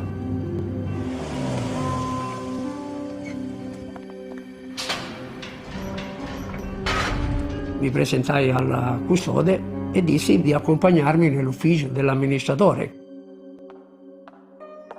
A quel punto dalla scalinata ne stava scendendo una signora e il portiere mi ha detto: guardi, quella è la signora che si chiama Carla ed è la segretaria del commendatore. E io ho detto alla signora: ho un decreto di perquisizione nell'ufficio di Gelli. Lei disse: ci accompagni?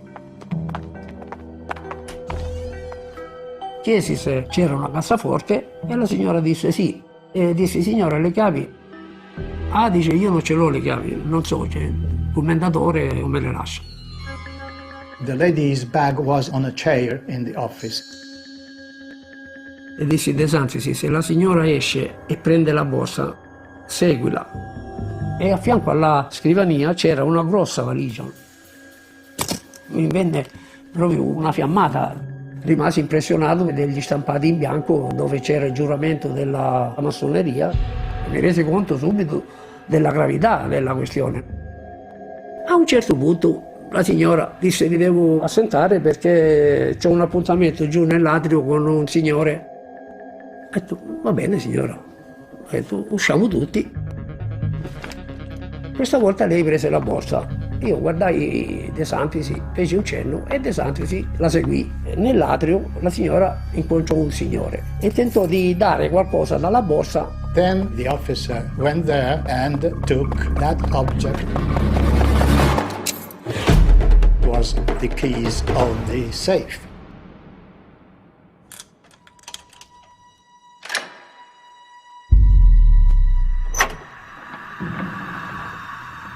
La signora disse: guardi che il commendatore è una persona molto potente, stia attento a quello che fa. Cominciamo a vedere buste, gruppo Rizzoli, Cassandini, storie varie, altre buste che mi facevano fremere. C'erano delle cartelle settoriali, una cartella per esempio intitolata Guardia di Finanza, Esercito, Polizia, Banchieri e così via. Mi incuriosì praticamente soprattutto la cartella della Guardia di Finanza. E quando la aprì c'era una trentina di ufficiali, tutti ufficiali superiori, da maggiore, tenente colonnelli, generali, vedi che c'era il nome del mio comandante generale e poi c'era anche una specie di registro. Io cominciai a sfogliare. Sono 938 nomi. Everybody was involved. It's the holy grail of secret relationships. This is a who's who of Italy. There were ministers, prominent politicians, leaders of Italian intelligence agencies, famous journalists, editors, publishers of the most important Italian newspapers, prominent business people, bankers, media figures. The owners of Corriere della Sera, the most important Italian newspapers like the New York Times for the USA. Silvio Berlusconi was a member of P2. He was a young guy who was on the way up in the media business. He ends up being the Prime Minister of Italy afterwards, one of the richest men in the country. And of course, Sindona was a member of P2, Calvi also was a member of P2. La perquisizione di Castiglion Fibocchi è una delle cose più importanti per capire quello che è successo in questo paese. Abbiamo portato alla luce gli elenchi della loggia P2 e quindi tutta la documentazione dei grandi affari che lo Stato strisciante ha portato avanti al posto dello Stato reale. Ripercussioni dopo la pubblicazione dei nomi di 962 presunti appartenenti alla loggia P2. Lo scandalo degli scandali è scoppiato. Italy was shocked completely. It was a shock. Having the P2 lists made public was a political earthquake. It was really a shock for all the Italian citizens to discover that, but this minister was secretly obeying a person like Licio Gelli. And Licio Gelli was really criminal. It seemed to be the incarnation of the kind of Masonic conspiracy that everybody had always suspected the Freemasons of being. The Forlani government resigned after allegations that nearly 1,000 prominent Italians in all walks of life belonged to a secret Freemasons lodge. Government ministers quit. The parliament outlawed P2, but even now still debates how enduring the influence of the lodge has been.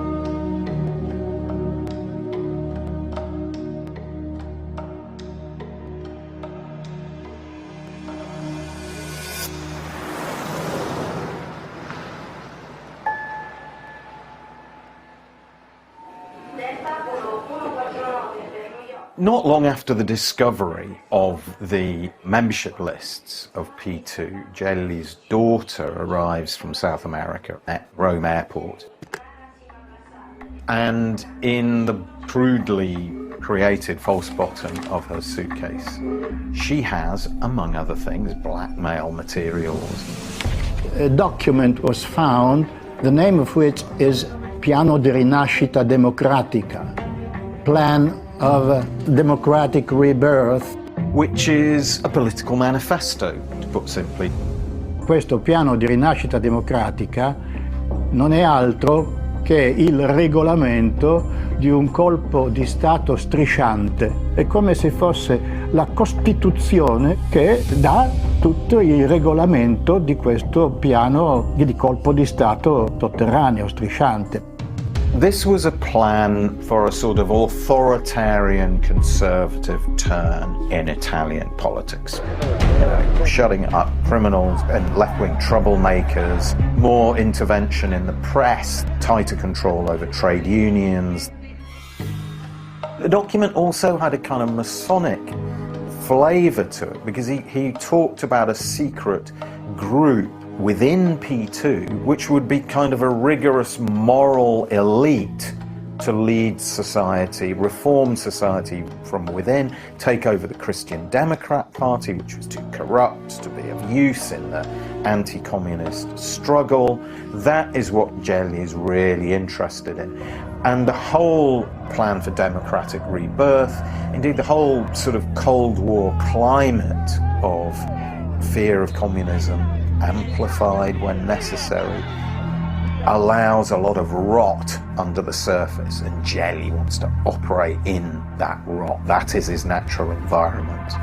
This is part of a creeping coup d'etat, which went on in this country during a good part of the second part of the last century. We went through this coup d'etat more or less between the 60s and the fall of the Berlin Wall. The main points of this creeping coup d'etat are the massacre of Piazza Fontana in Milan, 1969, Brescia in 1974. All through the massacre of Bologna. In 1980, in Bologna, there is a slaughter for a bomb put in a railway station. Bologna station bombing was the worst terrorist atrocity that has been seen in Italy since the war. At the time, it wasn't at all clear what really was behind it. 85 people dead and 202 people seriously injured. Nobody in Italy can forget that day. It was something like September 11 for the Americans. A number of claims for responsibility for the bombing from several groups, the most likely being the extreme right wing, the neo-fascists. There was this sense that this might have been the last gasp of the fascists, paving the way for a military coup. The only thing was that by 1980, that didn't seem to be a very plausible scenario. So it was rather mysterious. Also, it came out that the Vatican Bank was related with the finance affairs of Michele Sindona, Banco Ambrosiano, and Roberto Calvi. How they were hiding money abroad, and there was a whole file folder on Calvi. On Calvi, it didn't disclose illegal behavior. It was a story of Gelli's intercessions for him over the years to help him, to try to stop investigations, to get them thwarted, to get them pushed off to the side. How he had helped Calvi and Ambrosiano to a point where eventually he couldn't do it any longer. And Gelli fled down to Argentina, where he has a home. When Gelli disappeared, Calvi was completely out of any political connection. Suddenly he doesn't have the coverage and he feels naked. And then, it gets even worse for Calvi. Milan's tough chief investigating magistrate, armed with the new information, takes charge of the ongoing probe into Calvi. He was in desperate straits. For the first time, God's banker has nowhere to turn.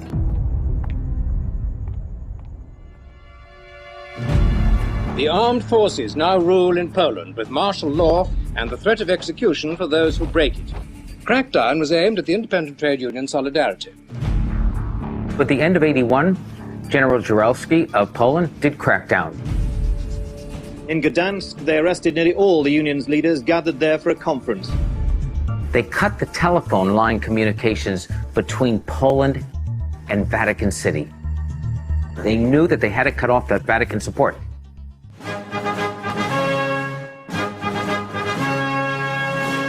The President of the United States. The pontiff finds an enthusiastic ally in the newly inaugurated Reagan administration.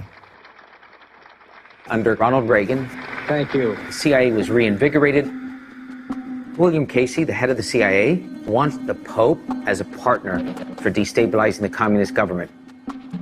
If the CIA is involved in the plot to silence Calvi, there's an enormous array of things that Calvi could have spoken about that might have been embarrassing for the CIA. The Pope was getting American intelligence briefings inside the Vatican.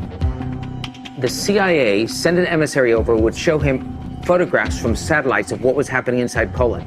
John Paul II loved those. He took real interest in it. Any message for America? Well, God bless America. The head of the CIA wants to funnel money through a willing partner, the Pope and Vatican. And guess what? There's only one American over there. Casey sort of likes the idea that he's talking to an American, somebody who has this outgoing, direct nature. He feels comfortable with Marcinkus himself. And as a result, it gives Casey an extra level of confidence that everything is going to go smoothly through the Vatican. Getting money there was always risky. Somebody like Calvi to do money laundering was always needed. But after General Jaruzelski had cracked down, getting money there was even riskier. And Marcinkus got Francesco Pazienza to go ahead and put together a shipment of gold to Poland. Everybody's a mercenary. Even if you work for a company, you're a mercenary because at the end of the week, you receive your money. We transformed $3 million in a small ingot. We put all the ingots in a double fund of the car. And then Monsignor started. According to Pazienza, a priest then drove the vehicle loaded with millions in gold ingots from Switzerland to Solidarity representatives in Gdansk, Poland. The code was, "Doctor, have a nice birthday," was the code message that the money arrived in Gdansk. This Pope will do whatever to undermine the international communism. And then, Calvi's worst fear comes true. Calvi was at home with his family, and there's a knock on the door, and it's the police, and they arrest him for illegal capital exports, for moving money abroad. It was humiliating, shocking. He was taken to prison. Gerardo D'Ambrosio, il giudice, lo vediamo mentre esce dal carcere di Lodi, è entrato ieri in carcere dove Calvi era tenuto alle 16 ed è uscito a tarda sera, dopo le 22. Ha detto che avrebbe reinterrogato Calvi e lo farà oggi pomeriggio. 2 days after Calvi's arrest, magistrates began interrogating him. They confronted him with a series of questions about Gelli and his relationship with Gelli and business deals he had been involved in.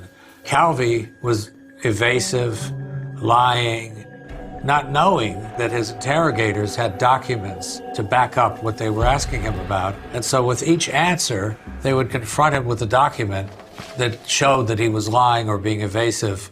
This happened again and again, and it was wearing him down. It was clear that he was in serious trouble.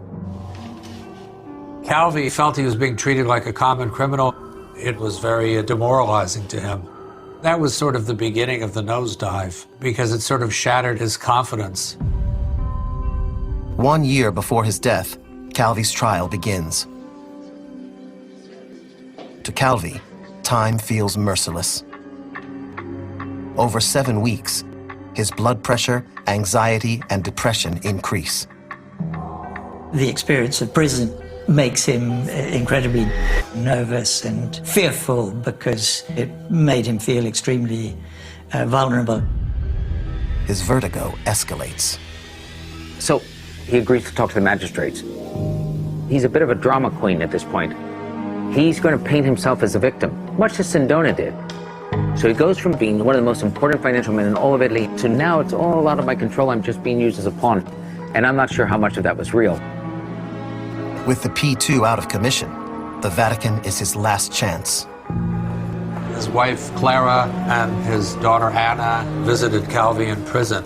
He confided in them that the share transactions that were the basis for the criminal case against him were actually done to benefit the Vatican Bank.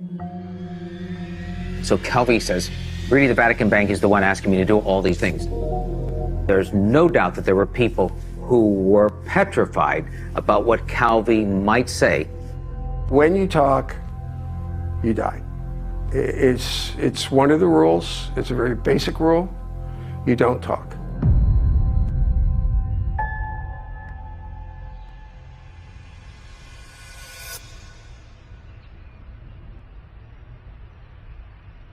It's been 6 long years since careful forensic reanalysis ruled out suicide.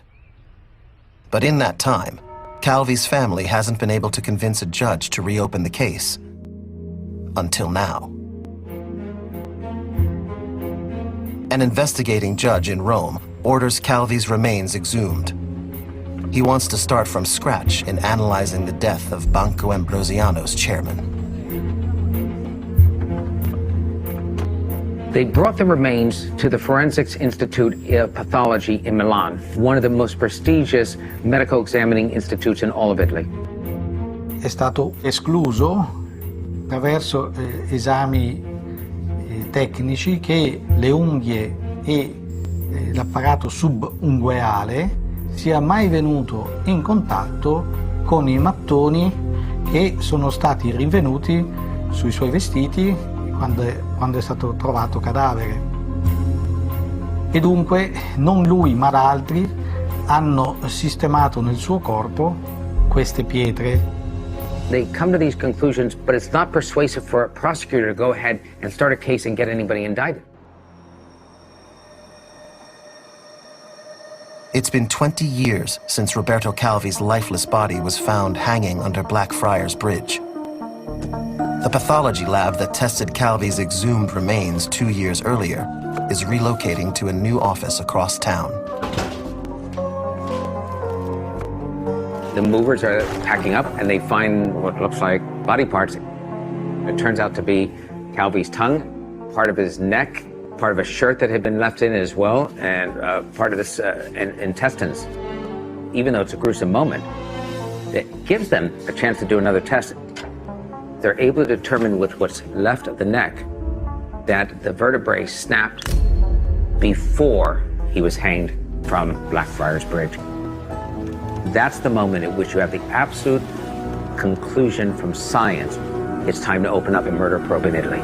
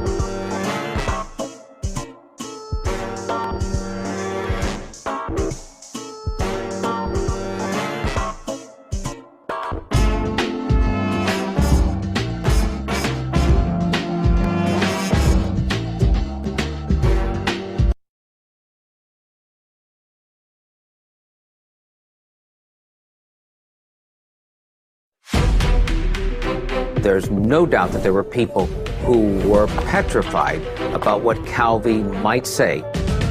He was under incredible stress. With Gelli and the Masonic Lodge P2 gone, Calvi feels naked. He hasn't got the protection that he once had. Calvi had tried to commit suicide in prison. He was a scared cat, nowhere to go. It is an indication that Calvi is prepared to resort to desperate measures. Calvi was convicted, his passport was taken away, and he was forbidden to leave the country. And this was not known to very many people. The bank itself was rotting from the inside. It was technically insolvent. Now unable to travel internationally, how will Calvi raise the money he needs to save his bank? It's a growing level of chaos and isolation around him, until in the end, he's found hanging under a bridge in London.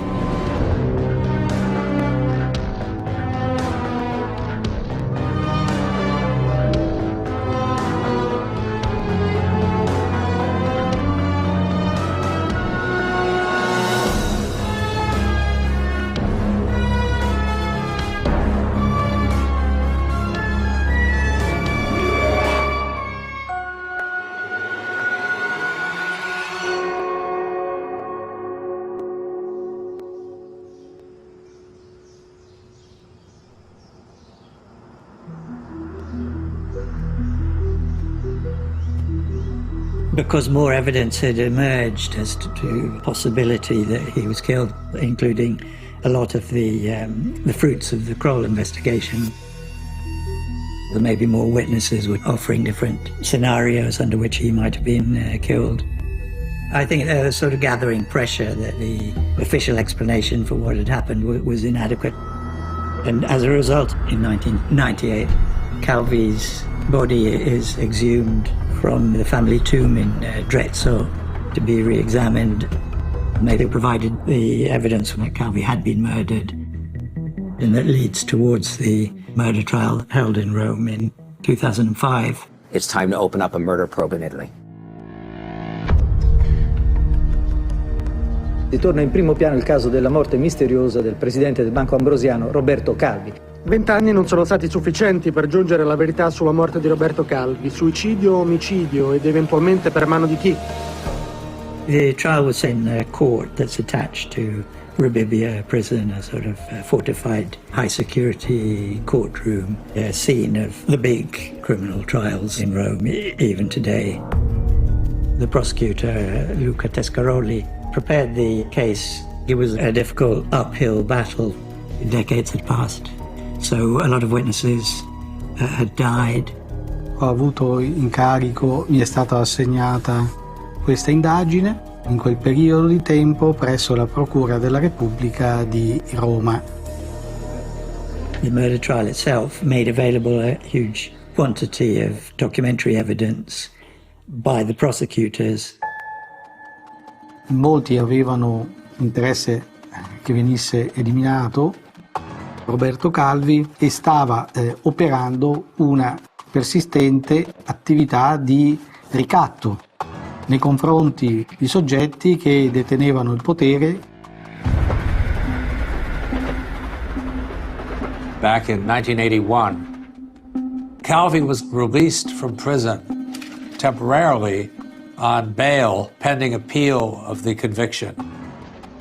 If you want evidence of the ironclad control that Calvi had over Ambrosiano, it is that days after his conviction, he chaired a meeting of the board, and the first thing that they did was not vote him out of office. They have a conviction of the head of the bank, creating all types of liability issues for them. It's unbelievable. They didn't even realize the extent to which he had put the bank into a hole. The investigators later found out that Ambrosiano's subsidiaries had borrowed and shuffled around $1 billion in loans, and the Vatican Bank owed about $120 million of that. Calvi took the money for share buybacks for Ambrosiano and inflated the price wildly. Everything was a wall of mirrors. Nothing was real. That was a serious problem. By the end of 1981, 6 months before his death, Calvi is unable to raise the money he needs to stop his convoluted ghost company network from unraveling.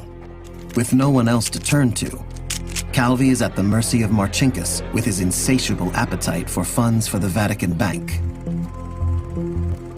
The suggestion is that one of the channels through which the lifeblood of the Banco Ambrosiano hemorrhaged was this financial support for the Solidarity trade union. And it's possible that Calvi provided this money on the assumption that it was a loan and he would be repaid. And particularly that point would be when he was desperately short of money and facing bankruptcy, clutching at anything that can keep him afloat.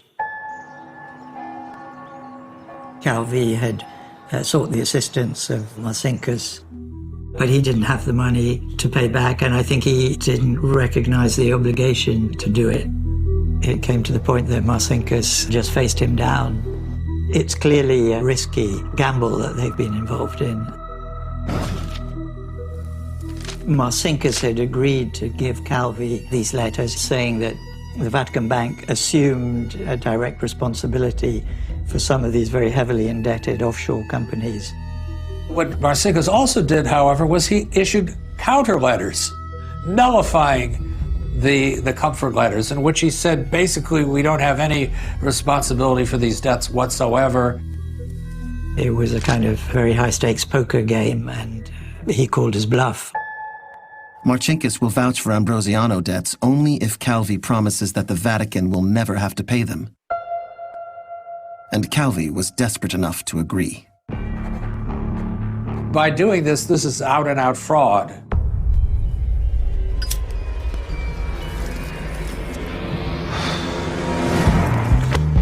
There's a moment of absolute panic that comes into somebody who's created a complex network that depends on servicing the loans, which are inflating the assets and values of all of your companies. The minute you stop servicing one loan, it's sort of like a domino effect. Puts him into a frenzy and a panic. If he can't raise the money, he's in trouble. As Calvi goes on his search to bail out the bank from its mounting debts, his straight arrow deputy, Roberto Rosone, continues to block his creative attempts at financing. Rosone started asking awkward questions. It's also important to remember the close financial ties between the Ambrosiano and the Sicilian Mafia. To go against those common interests is to risk your life. Rosone is shot and wounded in downtown Milan. Era chiaramente un avvertimento. Era un modo di dire cerca di non metterti di traverso. The hitman is killed by a security guard. Soon after, he is identified as Danilo Abruciati, the head of the infamous Maliana gang. Organized crime groups, such as the Banda della Maliana, can act as the tool of others. For example, providing hitman services. The Banda della Maliana has close ties to Pippo Calò and the Sicilian Mafia. They, of course, are hoping to get their money back. Calvi was trying to find some sort of a deal to rescue Banco Ambrosiano. There was talk of Arab oil money, Iranian money from people who had become rich under the Shah of Iran, a deal involving Opus Dei, the secretive right-wing organization that's part of the Catholic Church. Opus Dei would fit the bill in terms of being a rich organization and would be inclined to help somebody if that helped the church and the Pope.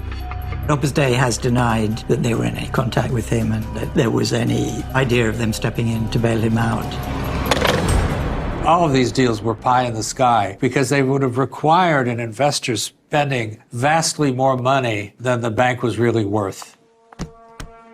Roberto Calvi era divenuto un pericolo per il sistema costituito da P2, IORD e Mafia.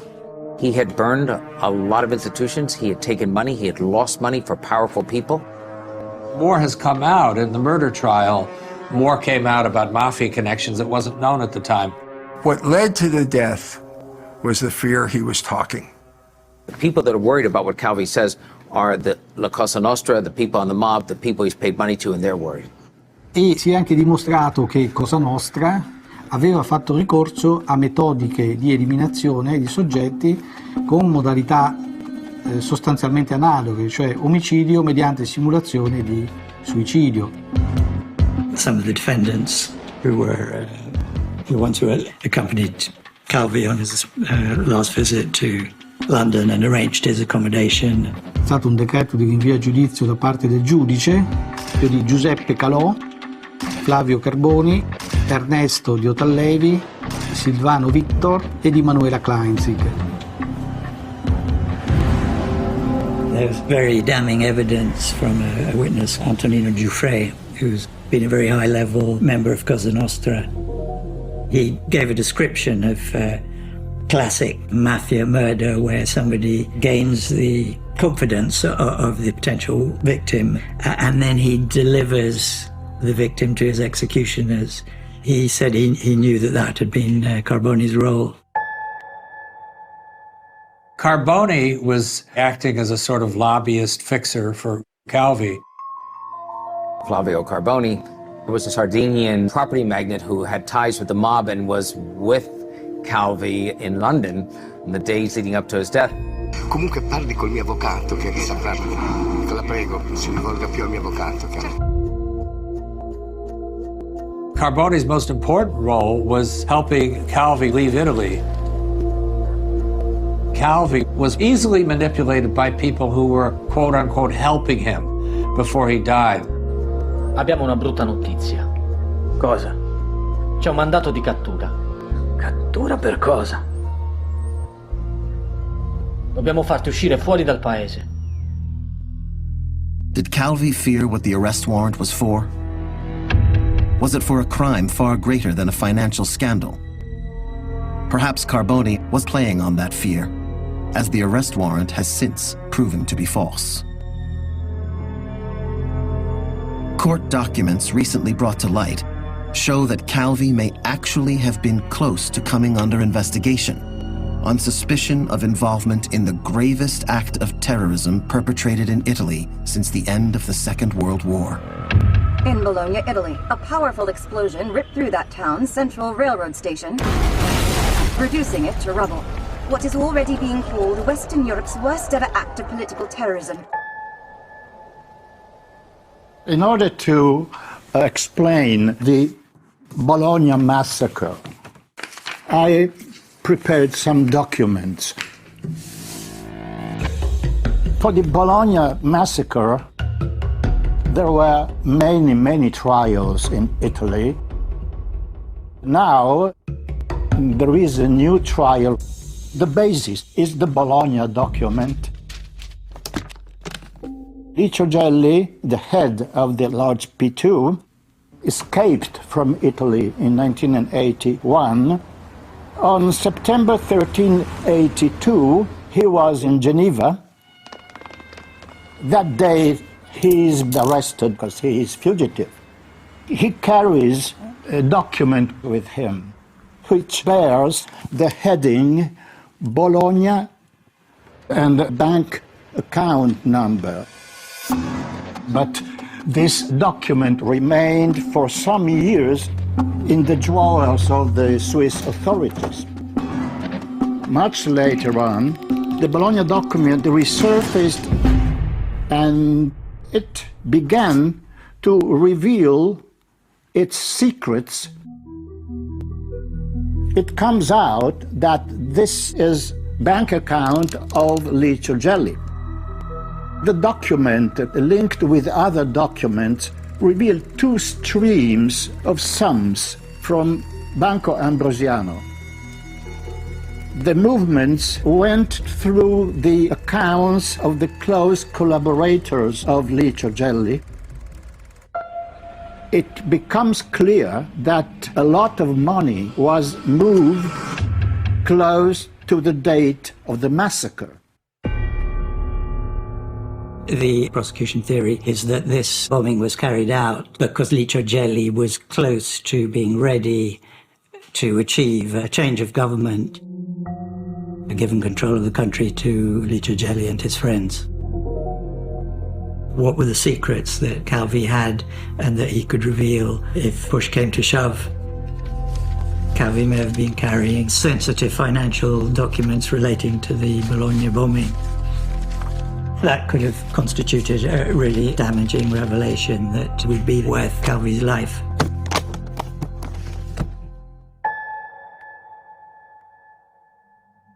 Suicidio, omicidio ed eventualmente per mano di chi?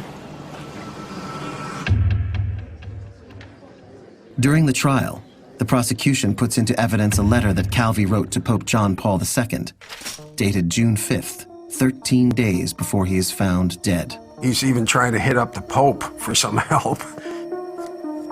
Santità, ho pensato molto in questi giorni e ho concluso che lei è l'ultima speranza. He wrote, I've been a loyal soldier and helping you for all these years fight communism in the East, but I know lots of things. Meet with me. I can tell you what's really going on behind the scenes. Days before he disappeared, Calvi told his daughter that she had to leave Italy and said that he was going to leave. And he added that if things started to get worse, he was going to start to tell everything he knew. So by the 10th of June, Roberto Calvi is a man in flight. He's a wanted fugitive. Quando Calvi andò via, sicuramente andò per vedere se c'era qualche possibilità, se c'era qualcuno che avrebbe potuto aiutarlo a ripianare il buco del Banco Ambrosiano. On the run, Calvi flies to Rome, where he meets with Carboni and Ernesto Diatalevi, a leader of the Maliana gang that attempted to kill Rosone. There, he is briefed. Ernesto Diatalevi fu coinvolto nell'espatrio clandestino di Roberto Calvi. Farà il viaggio in barca da Muggia vicino a Trieste. In barca? Per la Jugoslavia?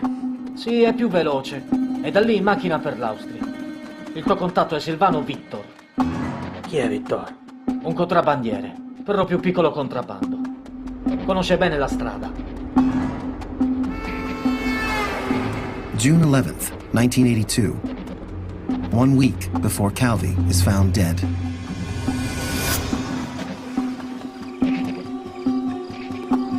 He has a car that takes him to this little fishing village of Muggia, where Silvano Vito has his base of operations. And he's an informant of the finance police. He's got a powerful motorboat in Trieste. And so he sends Calvi out to cross the Adriatic to Yugoslavia. Waiting on the road beyond the quay, two friends of Vitor and a dark Fiat. With guides provided by Vitor, he travels through Yugoslavia and into Austria to Klagenfurt, where the family of the Kleinsing sisters have their home. The sisters are romantically attached to both Flavio Carboni and Vitor and end up being taken along for the ride. At 6 a.m., they reach Klagenfurt. It is now June 12th, 1,400 kilometers from where Calvi will be found dead in 6 days.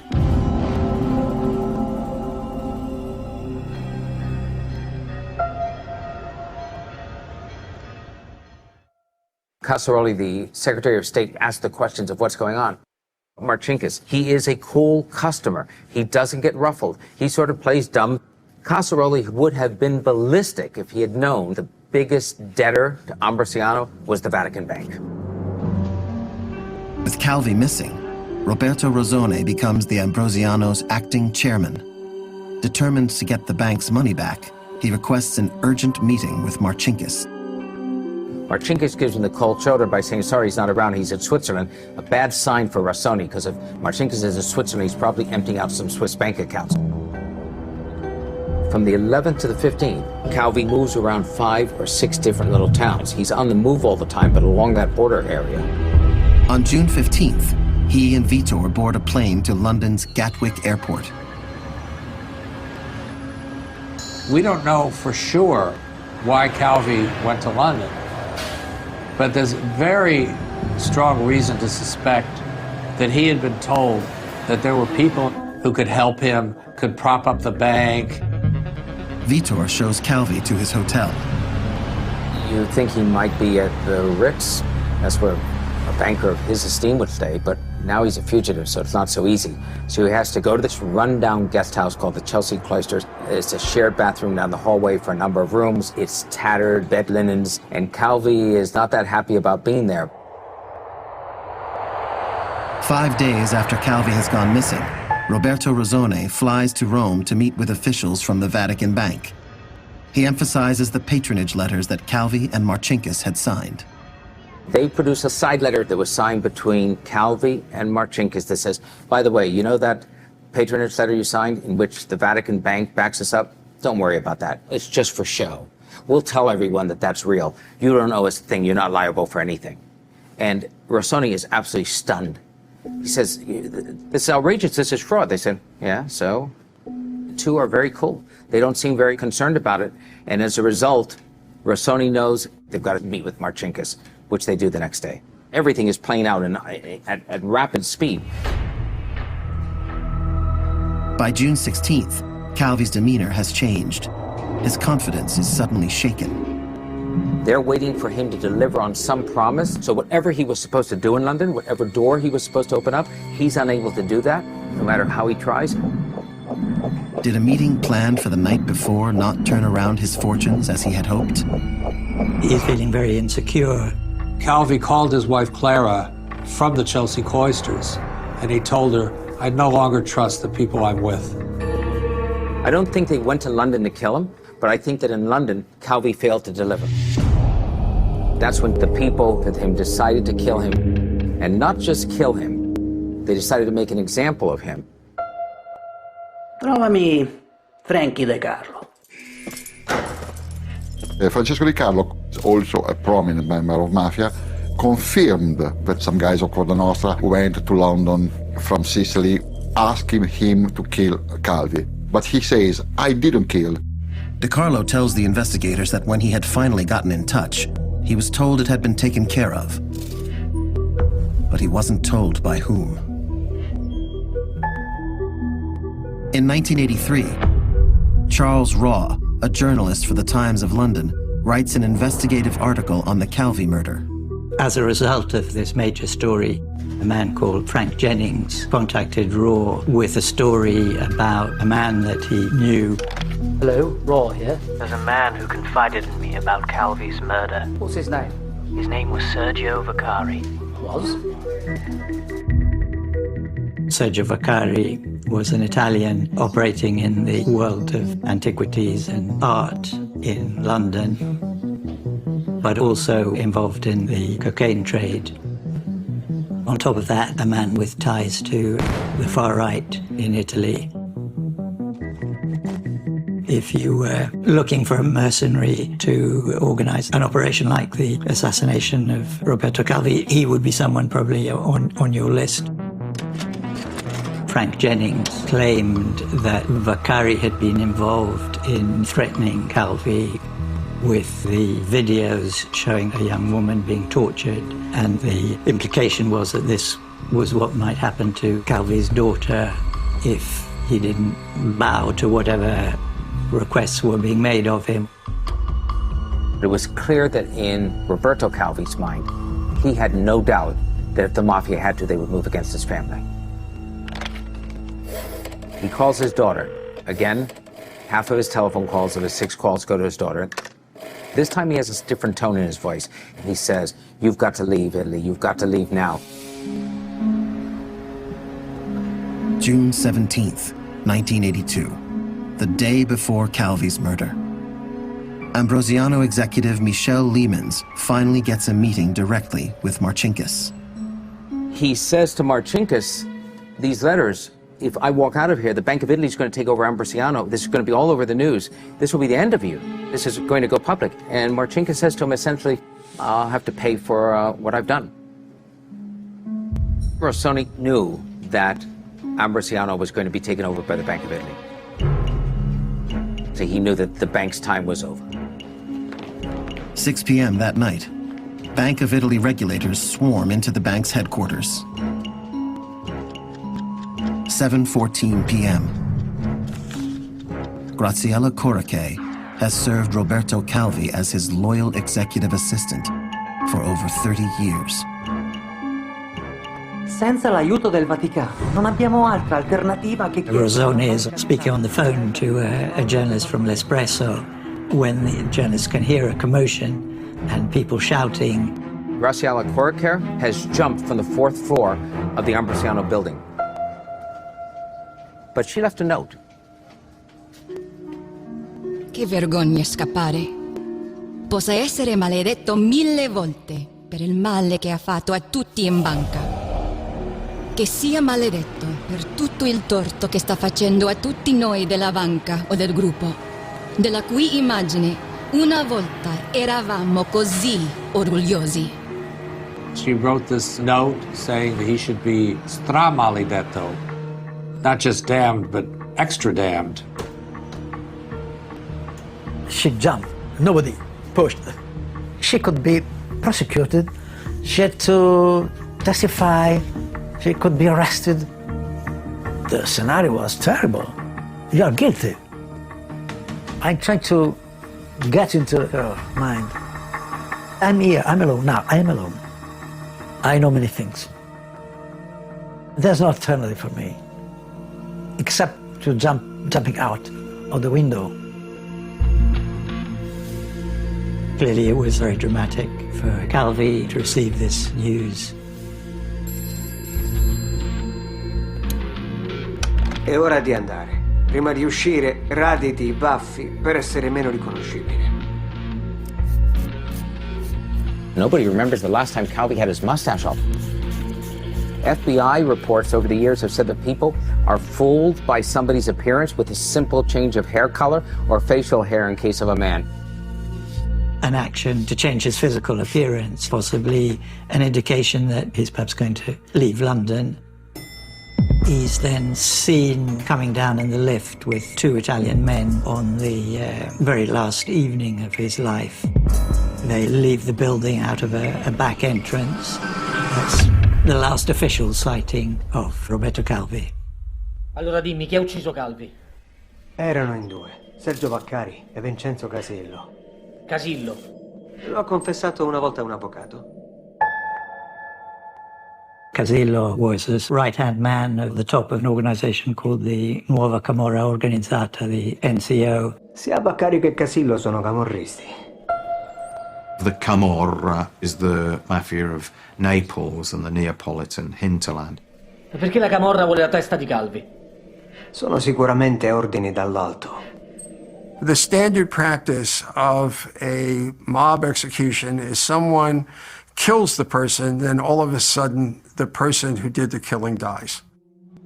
Because it cuts off the middle person that can lead in even an indirect way to the people that are causing the problem. And they were very good at that.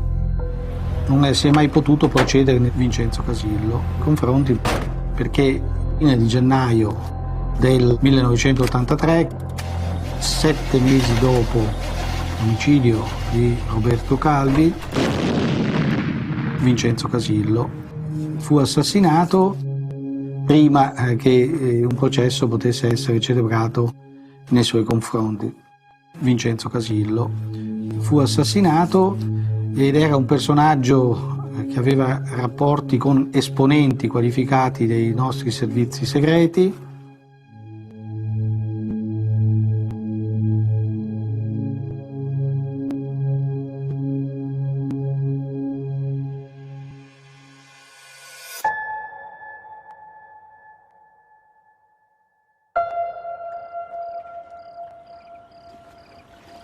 On the evening of June 17, 1982, Calvi is driven by Vaccari and Casillo to the outskirts of London, not far from the Thames.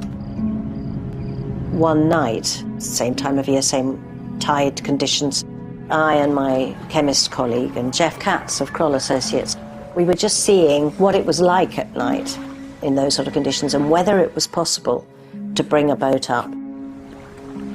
All through the night, we came down the Thames underneath all of these bridges. It took ages. the traces of oil stains on his trousers were compatible with a scenario where he might have been brought on a not very clean boat. Because of the silt staining on the trousers, it looked as though he had been sitting upright with his legs stretched out in front of him in the bottom of a boat. And he might have been surprised and overpowered just before they attach him to the scaffolding.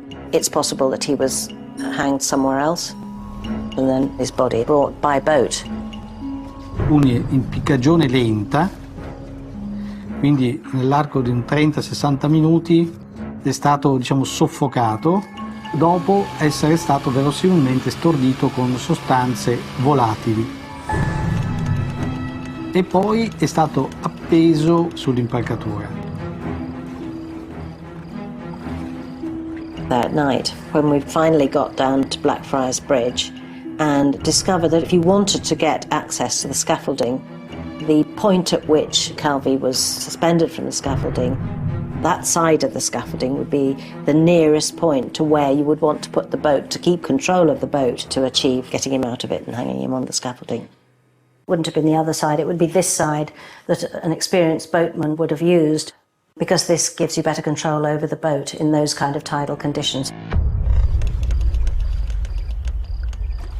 The trial record states that all the Mafia witnesses were sure and in agreement in their statements that it was a murder and not a suicide. Some also specified that the execution was part of a mise-en-scène to make it seem like Calvi had killed himself.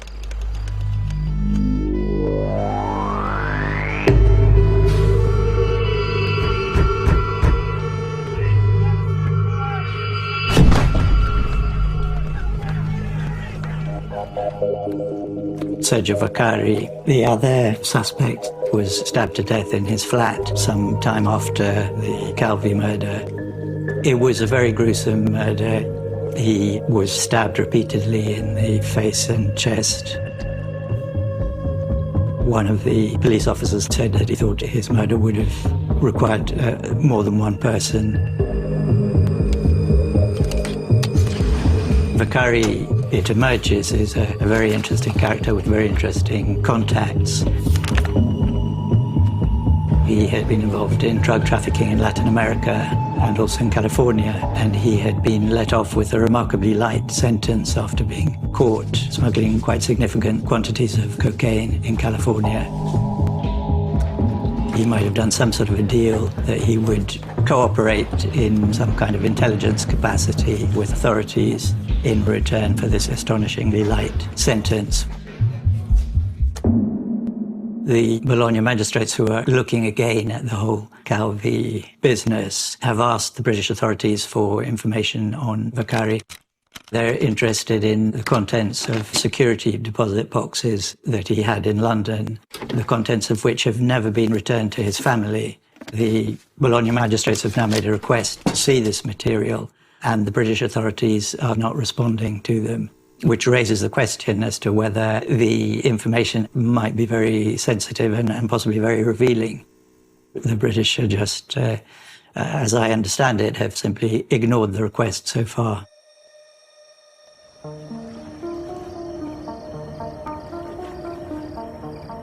I understand why the mob would want to kill Calvi. I just don't understand the entire Warner Brothers scene of the hanging. It's extremely bizarre for a suicide, but it's equally bizarre for a mafia killing. The thing with Calvi that always struck me is I can't see the mafia leaving $13,000 in the wallet. The only people who would throw away money like that would be a government agency. There's an enormous array of things that Calvi could have spoken about that might have been embarrassing for the CIA. The whole P2 operation was basically CIA. All of that skullduggery ultimately, in my opinion, comes back to Langley, Virginia. The impression that people have of the British being very cursory in their investigation and not being keen to get to the bottom of this story, there may have been a role played by British intelligence. If they felt that he'd been eliminated by their American cousins, and they wouldn't want people to know too much.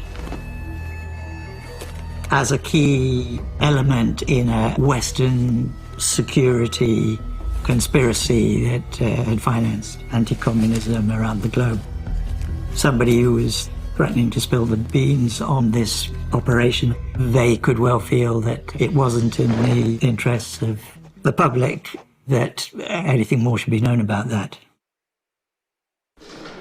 There are a lot of allegations that you don't know if are true or are not true. The reason you don't is because the CIA destroyed all the records. And I worked for the guy at Justice who did that. When the Freedom of Information Act was coming about, their management IT guy, he had all the records. He came to the CIA leadership and said, you better get rid of all this stuff because under this Freedom of Information Act, we're going to have to show some of it. So they destroyed it all.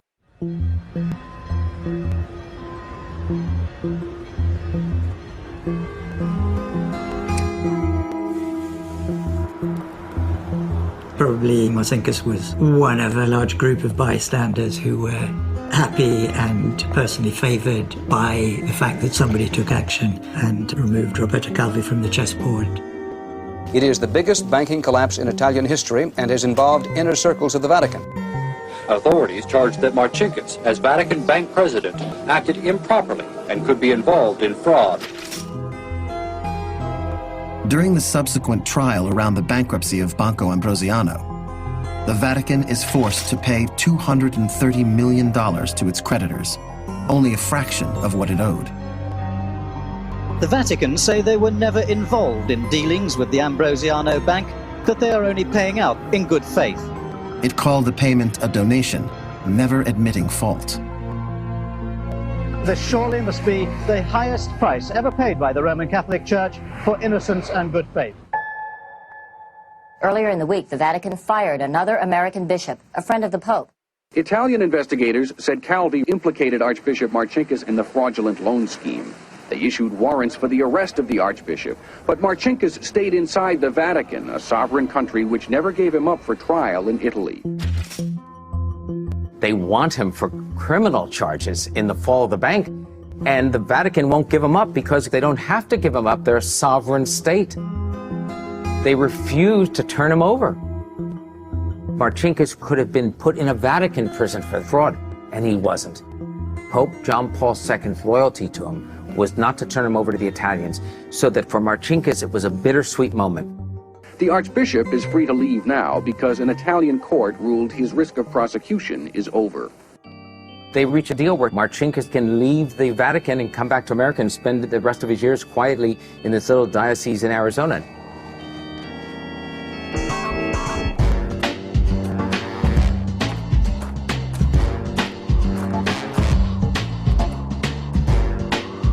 When I was writing my book about the Calvi case, it was clear that Marcinkus was a key witness to speak to. But he told me that there was no way he was willing to speak. I tried incessantly to get him to talk. He wouldn't give me the time of day. Marcinkus was very well behaved. Right until the end.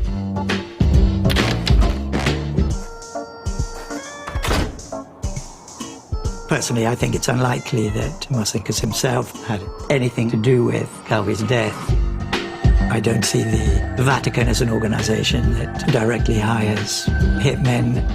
Other organizations have a more natural vocation for that kind of thing.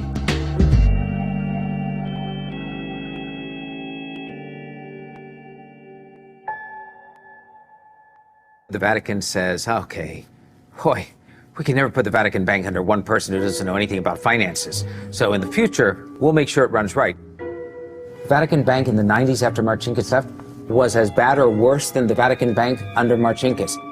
It's remarkable that the leopard doesn't change its spots. So the Vatican Bank didn't change, it just operated in a different manner.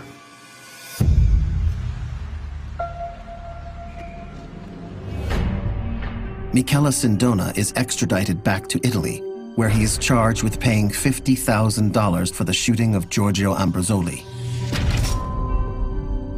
His prison is Voghera, on the outskirts of Milan.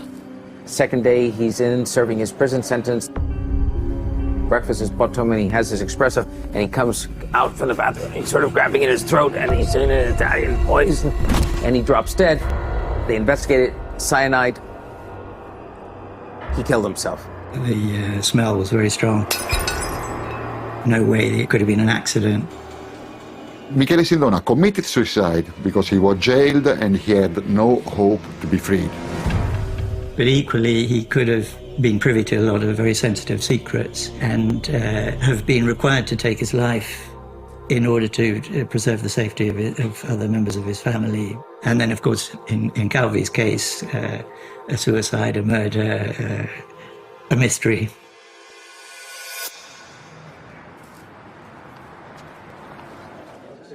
It's been 25 years since Roberto Calvi was found hanging from Blackfriars Bridge in London, and 2 years since his murder came to trial at the Court of Assize in Rome. Finally, a verdict. For us, Italian investigative journalists, it was like a dream, no? A hope. Okay, at last we will know the truth. Funziona il collegamento. In nome del popolo italiano, visto l'articolo 530 Codice di procedura penale,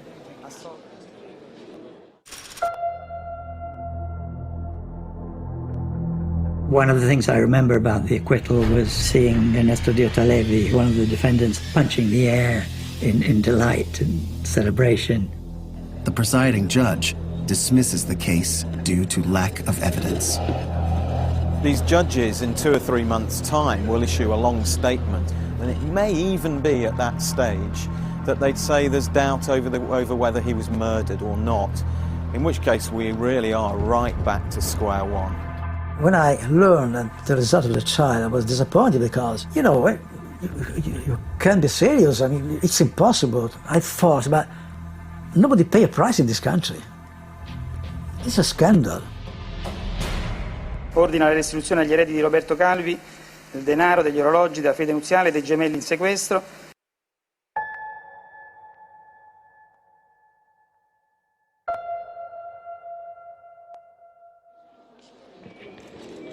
I never thought this was going to end today, but these are the individuals I consider responsible for organizing his journey to London and his murder on the behalf of others. Prima o poi si riesca a fare giustizia, perché la giustizia è fondamentale per lo sviluppo della democrazia. A quell'eccidio, ma per la verità c'è sempre tempo.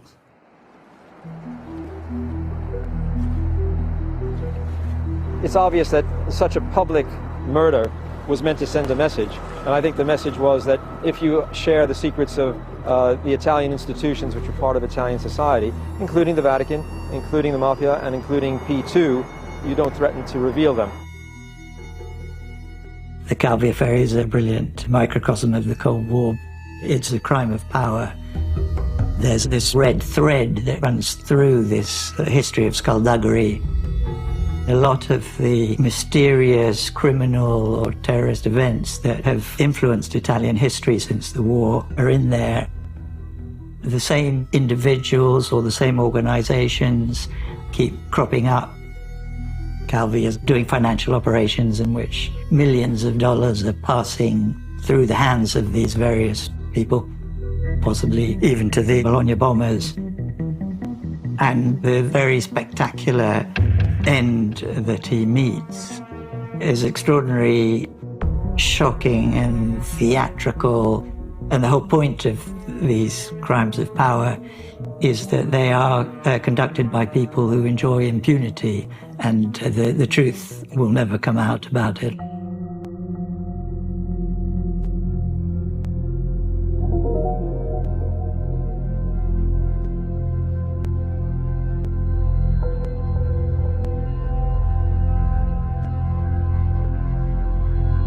Licio Gelli didn't die until 2015 when he was well into his 90s, and of course he took a lot of secrets to the grave. By 2012, from prison, Frankie the Strangler De Carlo opens up to the press about Calvi's murder. I veri assassini non saranno mai assicurati alla giustizia. perché sono protetti dal governo italiano, da membri della loggia P2. Hanno un potere enorme, politici, militari, massima sicurezza, eccetera. Continueranno ad aprire e chiudere questo caso all'infinito senza mai risolverlo. Più vai in alto, meno prove trovi. The Parliamentary Commission of Inquiry that's set up to look into the P2 case never reaches a unified conclusion. In the report of Tina Anselmi, a metaphor was written saying that the system of the Lodge P2 is a kind of double pyramid. Anselmi comes up with one theory, which is the idea of the two pyramids. That P2 was this state within a state, with Gelli at the peak of the pyramid and all his followers, members underneath him. But then there was an inverted pyramid, if you like, stretching up into the higher echelons of the state, where Gelli was the connection point. But we don't know, that other pyramid remains mysterious. In Italy we say that the chief of the P2 are deaf, but the P2ism, cioè the P2 system, is still alive. La loggia P2 ha costruito un sistema sotterraneo, occulto, che non si vede, in modo tale che tutte le cose più importanti del paese vengono fatte attraverso questo sistema di potere occulto. We still have fascism now, more than Germany has fascists then. Italy elected its first far-right government since World War II yesterday, with Giorgia Meloni set to become Prime Minister. Her party, Brothers of Italy, has its roots in Mussolini's fascist party. Everything is bigger than us.